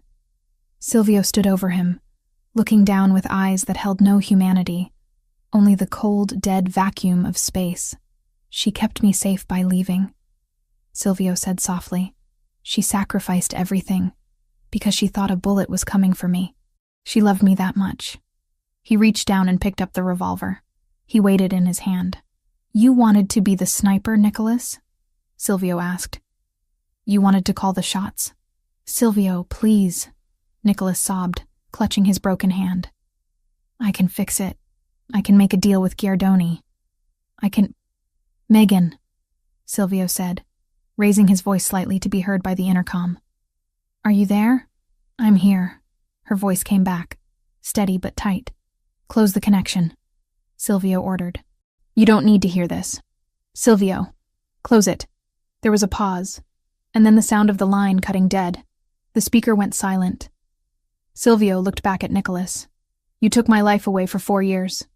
You made my wife live in hell." "I'm sorry," Nicholas wailed. "I know," Silvio said. He raised the gun. The sound of the shot was muffled by the heavy acoustic paneling of the study. One shot. Clean. Final. Nicholas crumpled to the floor, the silence returning to the room instantly. Silvio stood there for a long moment, staring at the body of the man he had once called brother. He didn't feel triumph. He didn't feel relief. He felt a deep, hollow exhaustion. But beneath it, he felt the beginning of peace. The lie was dead. The rot had been cut out. He walked over to the computer. The screen still showed the access denied message Megan had initiated. He reached into his pocket and pulled out his phone. He dialed the safe house. "It's done," he said when she answered. "Are you okay?" Megan asked. Her voice was small, stripped of the digital armor she had worn during the hack. "No," Silvio admitted, wiping a splatter of blood from his cheek. "But I will be. Nicholas is gone." "Silvio, there's something else," Megan said, her tone shifting to urgency. "Now that Nicholas is offline, the system is showing incoming traffic. Not financial. Physical." Silvio frowned, walking to the window and peering through the blinds at the dark grounds of the estate. "What do you mean?" "Nicholas had a dead man switch," Megan explained, her fingers typing rapidly in the background. "Or a failsafe. When his heartbeat monitor disconnected, he was wearing a smartwatch linked to the server. It sent a signal out. Not to the police. To Giardoni," Silvio realized, his grip on the phone tightening. "The perimeter sensors just lit up," Megan said, her voice rising in panic. "Silvio, they aren't just coming. They're already there. The 'Ndrangheta. They were waiting for Nicholas to give the all-clear, or for him to die. They're breaching the east gate." Silvio looked out the window. In the distance, near the tree line, he saw a shadow move. Then another. Then the flash of a muzzle suppressor. "The siege," Silvio muttered. "They want the mansion. They want to wipe us out while they think we're weak." "Get out of there," Megan screamed. "Get to the tunnels." "No," Silvio said, a cold calm settling over him. He checked the load in the revolver and then holstered it, reaching for his own semi-automatic on his hip. "If I run, they burn this house down. They take everything. My father's legacy, our memories, the room where I kept your things. Silvio, don't be stupid. It's just a house. It's our fortress," he corrected.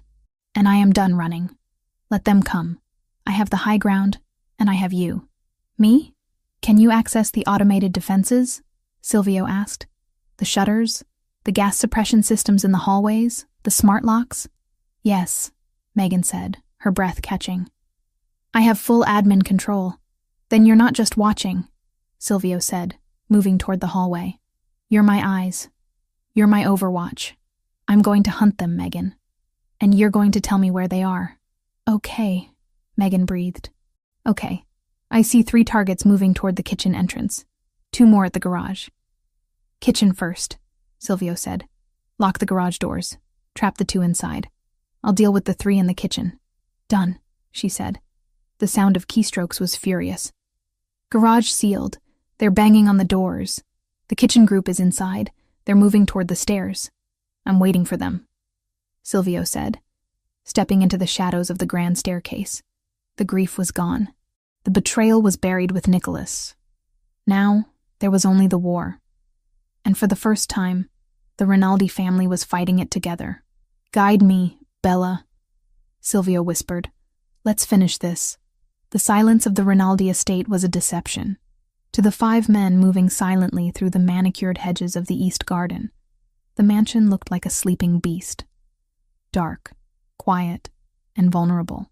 They wore tactical black, their faces covered by balaclavas, moving with the practiced efficiency of a hit squad that had done this a dozen times before. They believed the intelligence they had been sold. The boss was missing, likely dead. The traitor Nicholas was inside clearing the way, and the house was empty of resistance. They were wrong. High above them, in the fortified study on the 2nd floor, Megan Collins watched their heat signatures glowing red on the high-definition monitors. She sat in Silvio's leather chair, the massive desk feeling too big for her, but the power at her fingertips feeling just right. She wasn't trembling anymore. The fear that had paralyzed her in the hotel hallway, the grief that had hollowed her out for 4 years, it had all been distilled into a cold, sharp clarity.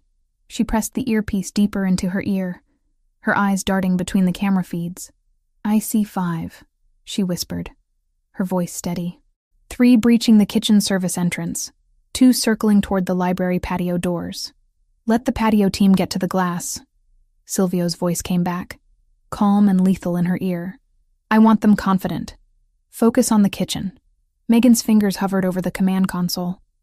The software interface was a map of the house, a digital chessboard where she controlled the walls themselves. "Kitchen team is cutting the lock. They're in." On screen 3, she watched the grainier night vision feed of the industrial kitchen. 3 shadows slipped inside, weapons raised, scanning the stainless steel counters and the hanging copper pots. They moved past the massive walk-in freezer, heading for the hallway that led to the main atrium. "They're moving to the corridor," Megan reported. "Silvio, they're heading right for you." "Not yet," Silvio said. "Isolate them." Megan tapped the command key. "Execute. Protocol 4. Sector lockdown." Downstairs, the heavy, fire-rated steel doors at both ends of the kitchen slammed shut simultaneously. The sound was like a thunderclap, booming through the house. The 3 men on the screen spun around, weapons raised, realizing too late that the open layout of the mansion had just become a series of cages. They rushed the door leading to the hallway, kicking it, but the magnetic locks engaged with a hum that Megan could see on her status bar. "Rats in a trap," Megan whispered, a fierce satisfaction curling in her chest. "Ventilation," Silvio ordered. "Disorient them. I don't want a firefight in the kitchen. The gas lines are too exposed." Megan accessed the HVAC controls.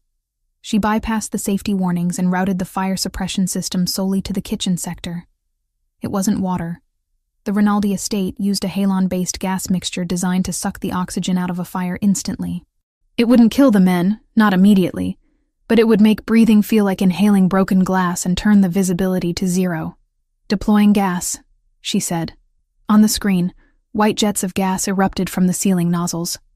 The 3 men staggered, clawing at their throats, their tactical coordination dissolving into panic. They couldn't see. They couldn't breathe. And they were trapped in a steel box. "Kitchen is neutralized for now," Megan said. But the library team heard the doors slam. "They're moving fast. They're placing charges on the glass." "I'm moving to the library," Silvio said. "Open the shutters." "What?" Megan gripped the desk. "Silvio, that's suicide. If you open the shutters, you give them a line of sight before you're in position." "Trust me," he said. "Open them. Now." Megan swallowed the lump in her throat. She had to trust him. She had to believe that the man who had survived 4 years of war without her knew how to survive one night with her.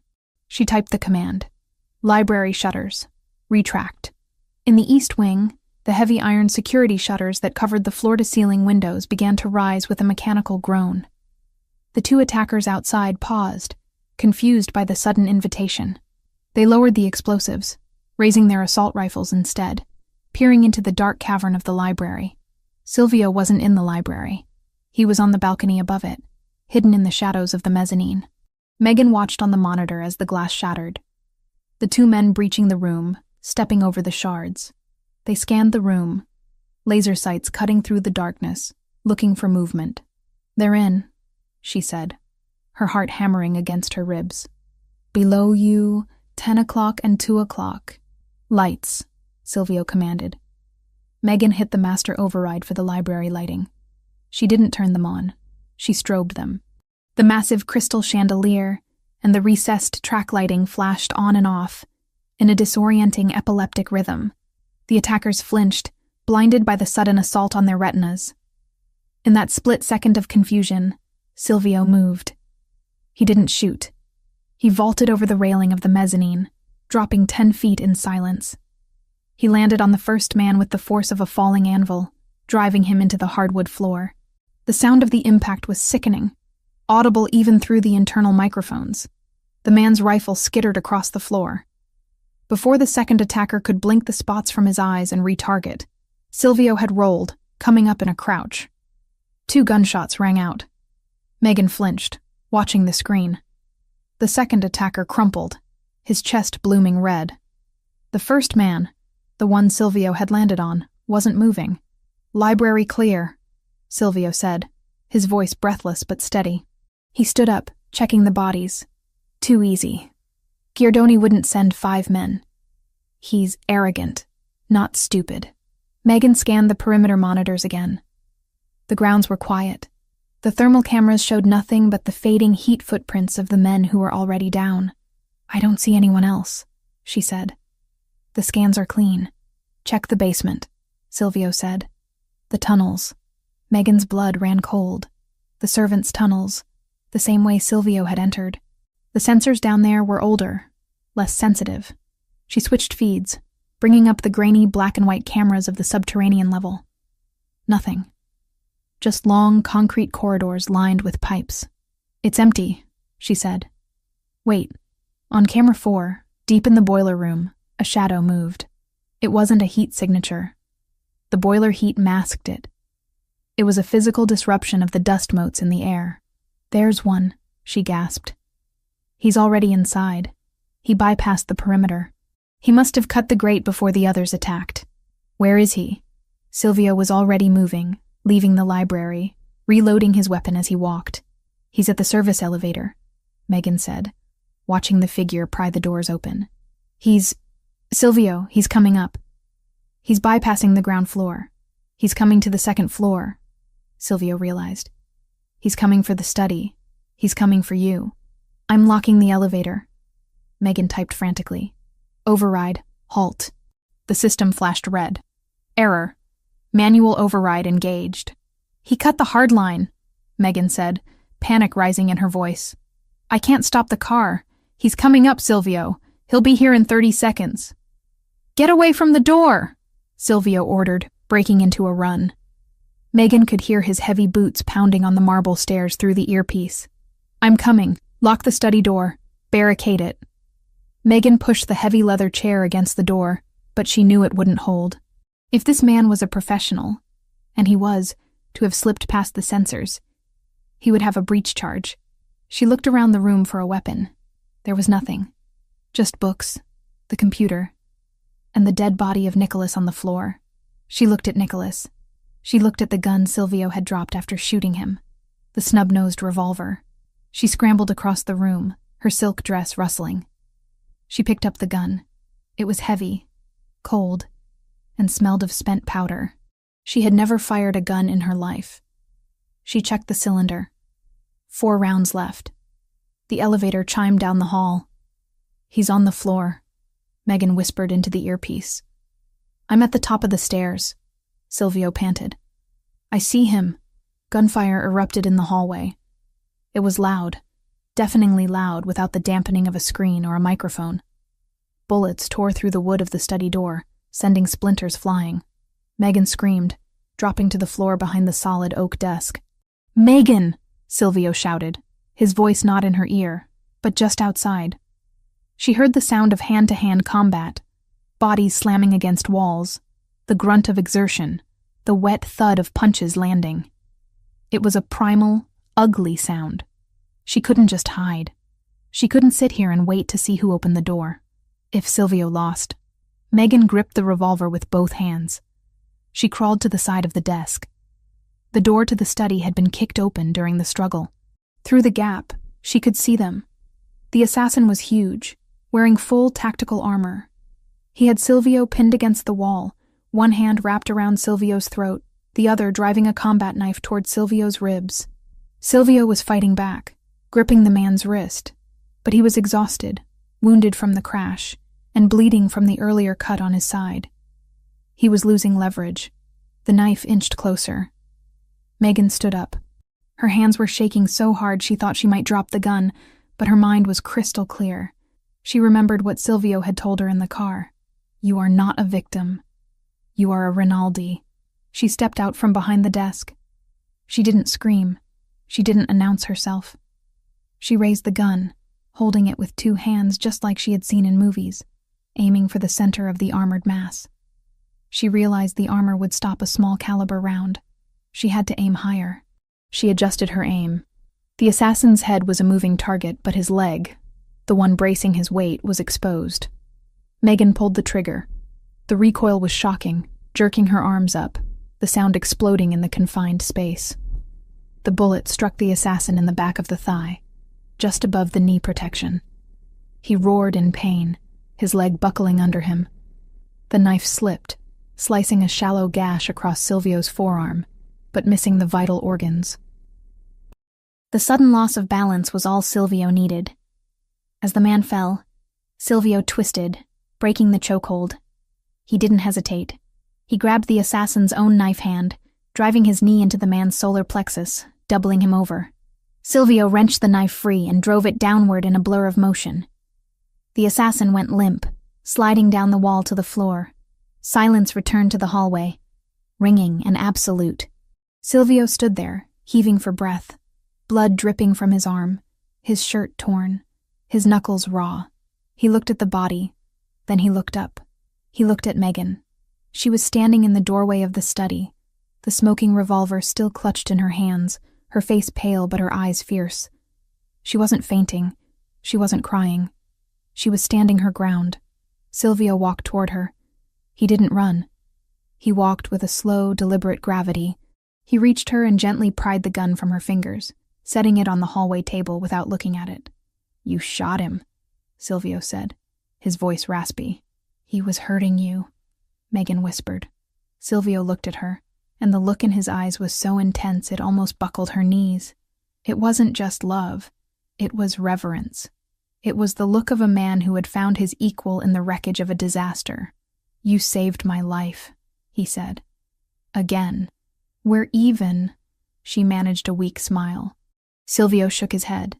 He reached out and pulled her into him, burying his face in her neck, holding her so tight she could feel the tremors in his muscles. He didn't care about the blood, the sweat, or the dead bodies in his house. He only cared about the warm, living weight of her in his arms. "We are not even," he murmured against her skin. "We are one. There is no score anymore." He pulled back, cupping her face, his thumbs smearing a speck of dust on her cheek. "Is it over?" Megan asked, leaning into his touch. "The breach is over," Silvio said, looking down the hall at the carnage. "But the message has just been sent." He walked her back into the study, away from the sight of the body. He went to the computer, which was still flashing the status of the house. Kitchen. Secure. Library. Secure. Perimeter. Silent. "Nicholas is dead," Silvio said, looking at the body of the accountant. "The hit squad is dead. And Giardoni is sitting in his club waiting for a phone call that is never going to come." "What do we do?" Megan asked. Silvio picked up the phone, Nicholas's phone, which had fallen on the floor. He unlocked it using the dead man's thumb. He found the last number dialed. Viper Holdings. He hit call. He put it on speaker. It rang twice. "Is it done?" Giardoni's voice came through, eager and impatient. "Is Rinaldi dead?" Silvio looked at Megan. He signaled for her to speak. Megan leaned over the phone. Her voice was steady, cold, and carried the weight of a woman who had walked through fire and come out holding the match. "Room service is closed, Franco," she said. There was a stunned silence on the other end. "Megan?" Giardoni choked out. "And so is your account," Silvio added, his voice like grinding stone. "I suggest you run, Franco. Although, with $0 in your offshore funds, I don't think you'll get very far." He hung up the phone. Silvio turned to Megan. The adrenaline was fading, replaced by a bone-deep exhaustion. But beneath it, the foundation of their future was setting like concrete. They had survived the lie. They had survived the poverty. They had survived the bullet. "We need to clean this up," Silvio said, looking around the room. "We will," Megan said. She reached out and took his hand, her fingers interlacing with his, blood and all. "But first, I think I need to sit down." Silvio laughed, a genuine, relieved sound that broke the tension. He lifted her up, carrying her out of the office, stepping over the debris of their war. He carried her down the hall to their bedroom, the one place that was still untouched, still pure. "I told you," he whispered as he kicked the bedroom door shut, locking the world out one last time. "I handle the rest. You just breathe." And as Megan laid her head on his chest, listening to the steady, victorious rhythm of his heart, she finally did. The siege was over. The queen was home, and the king was never letting her go again. The snow that had blanketed the Rinaldi estate during the siege had long since melted, replaced by the vibrant, verdant green of early spring. The air, once thick with the smell of gunpowder and the metallic tang of fear, now carried the scent of blooming jasmine and wet earth. 3 months had passed since the night the world almost ended in the upstairs hallway, and in that time, the landscape of the city had changed just as drastically as the seasons. Silvio stood on the wide stone balcony of the master suite, leaning against the railing with a glass of sparkling water in his hand. He wasn't wearing a suit. For the first time in his adult life, on a Tuesday morning, the capo of the Rinaldi family was wearing a simple white linen shirt, the sleeves rolled up to his elbows, and casual trousers. He looked out over the gardens, watching the landscaping crew replant the hedges that had been trampled by the 'Ndrangheta hit squad. There were no more shadows in his eyes. The constant predatory scanning of the perimeter that had defined his existence for 4 years had softened into a watchful but peaceful guardianship. The war was over. It hadn't ended with a bang, but with a whimper. After Nicholas's betrayal was exposed and his accounts frozen by Megan, Franco Giardoni's empire had collapsed from the inside out. Without the Rinaldi funds he had been promised, Giardoni couldn't pay his mercenaries. His alliances crumbled. The last Silvio heard, the once feared boss of the 'Ndrangheta was hiding in a basement in Calabria, running from his own unpaid soldiers. The Rinaldi organization had absorbed the territory without firing a single shot. It was a victory of intelligence over brute force, a victory orchestrated by the woman currently humming softly inside the bedroom. Silvio turned, his gaze drifting through the open French doors. Megan was sitting at the vanity table, brushing her hair. The transformation was nothing short of miraculous. The hollow cheeks were gone, filled out by 3 months of proper meals, rest, and relentless affection. Her skin, once gray and papery, glowed with a natural, rosy health. The dark circles that had looked like bruises under her eyes had vanished, replaced by a brightness that lit up the room. She wasn't wearing a uniform. She wasn't wearing a frantic, terrified expression. She was wearing a silk robe in a soft shade of blush pink, the fabric flowing over curves that had returned to her body. She looked like a queen who had reclaimed her throne, not through inheritance, but through survival. Silvio watched her for a moment, simply drinking in the sight. He remembered the night in the hotel hallway, how small she had looked, how she had flinched when he moved. The memory still caused a dull ache in his chest, a phantom pain that reminded him of how close he had come to losing her forever. He promised himself, every single morning when he woke up and found her warm body beside him, that he would spend the rest of his life making up for those 4 years of winter.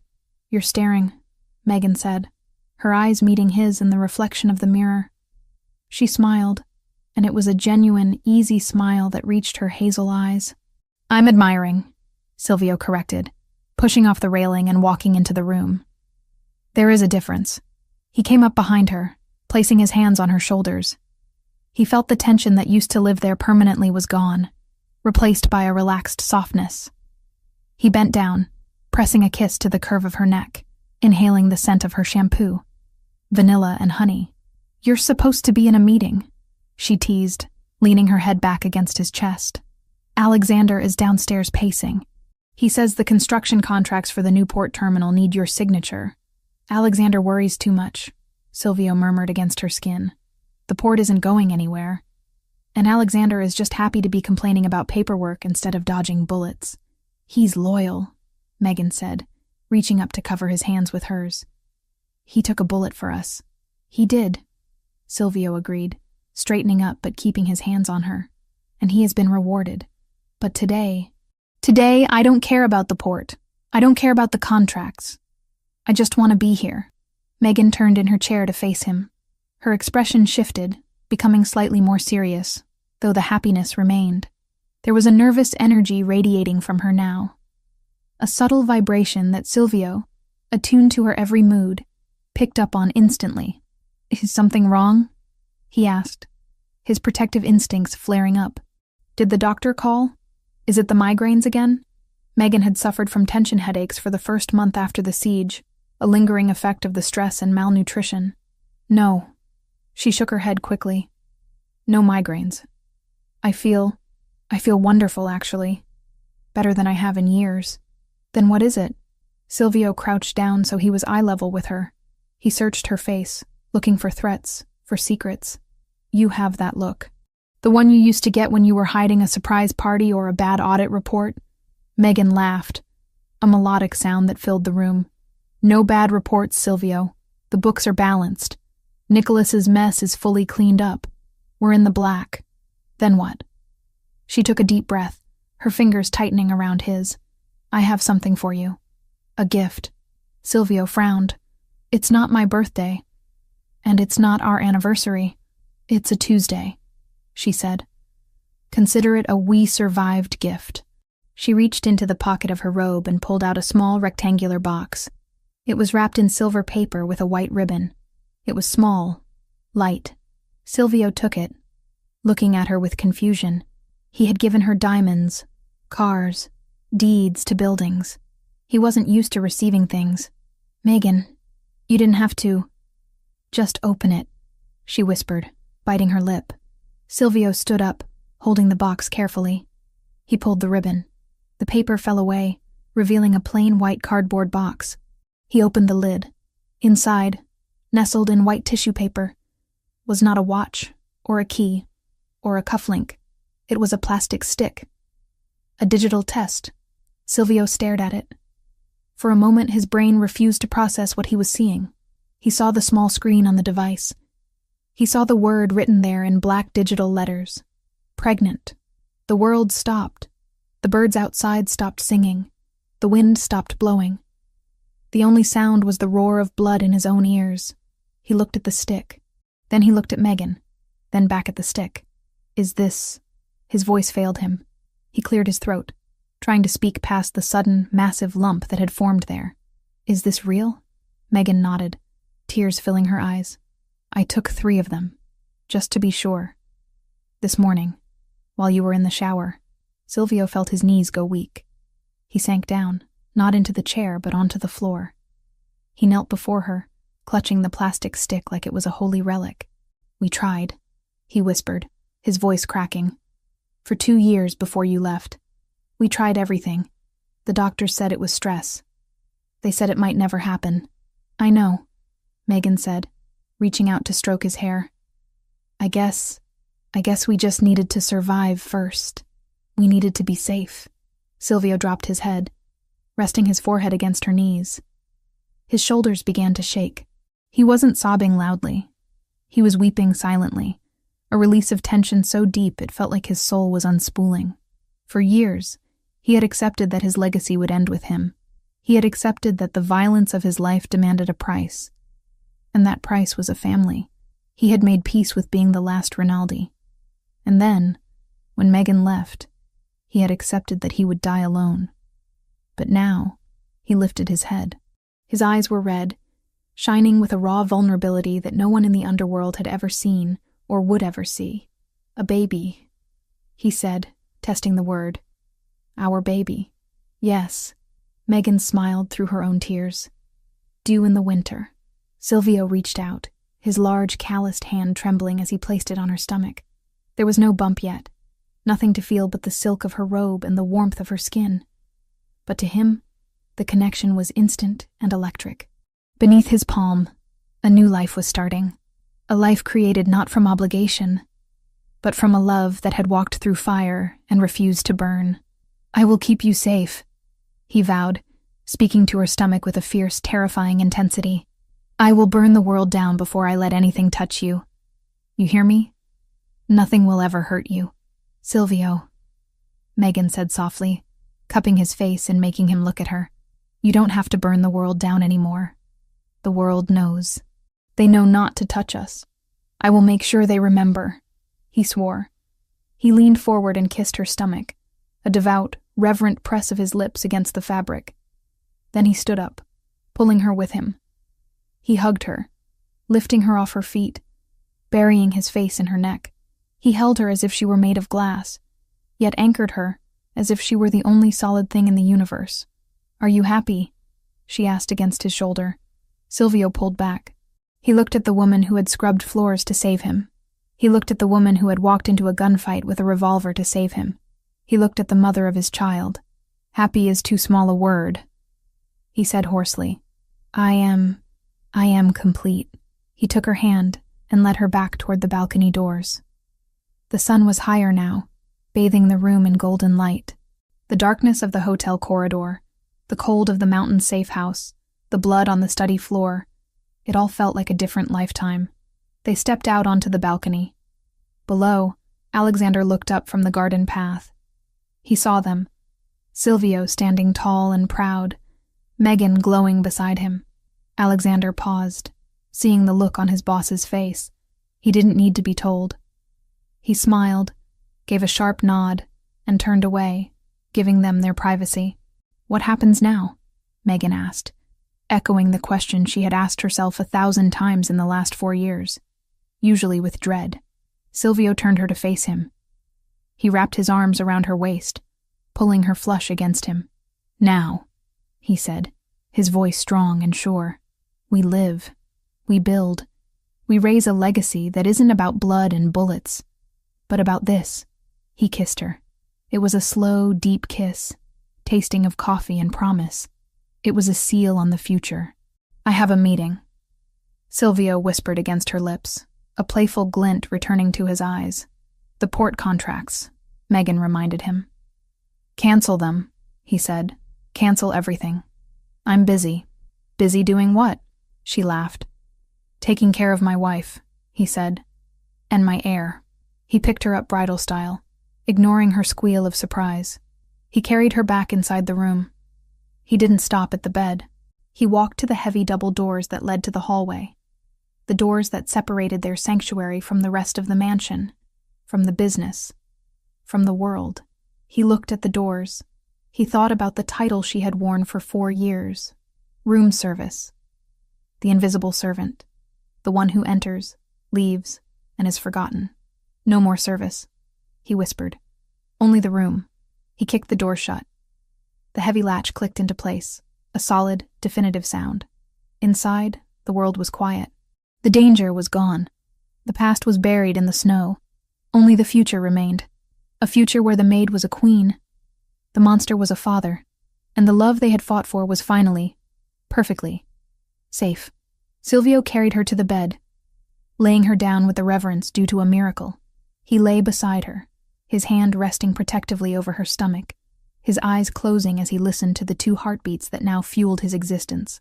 The door was closed, and they were finally, truly, home.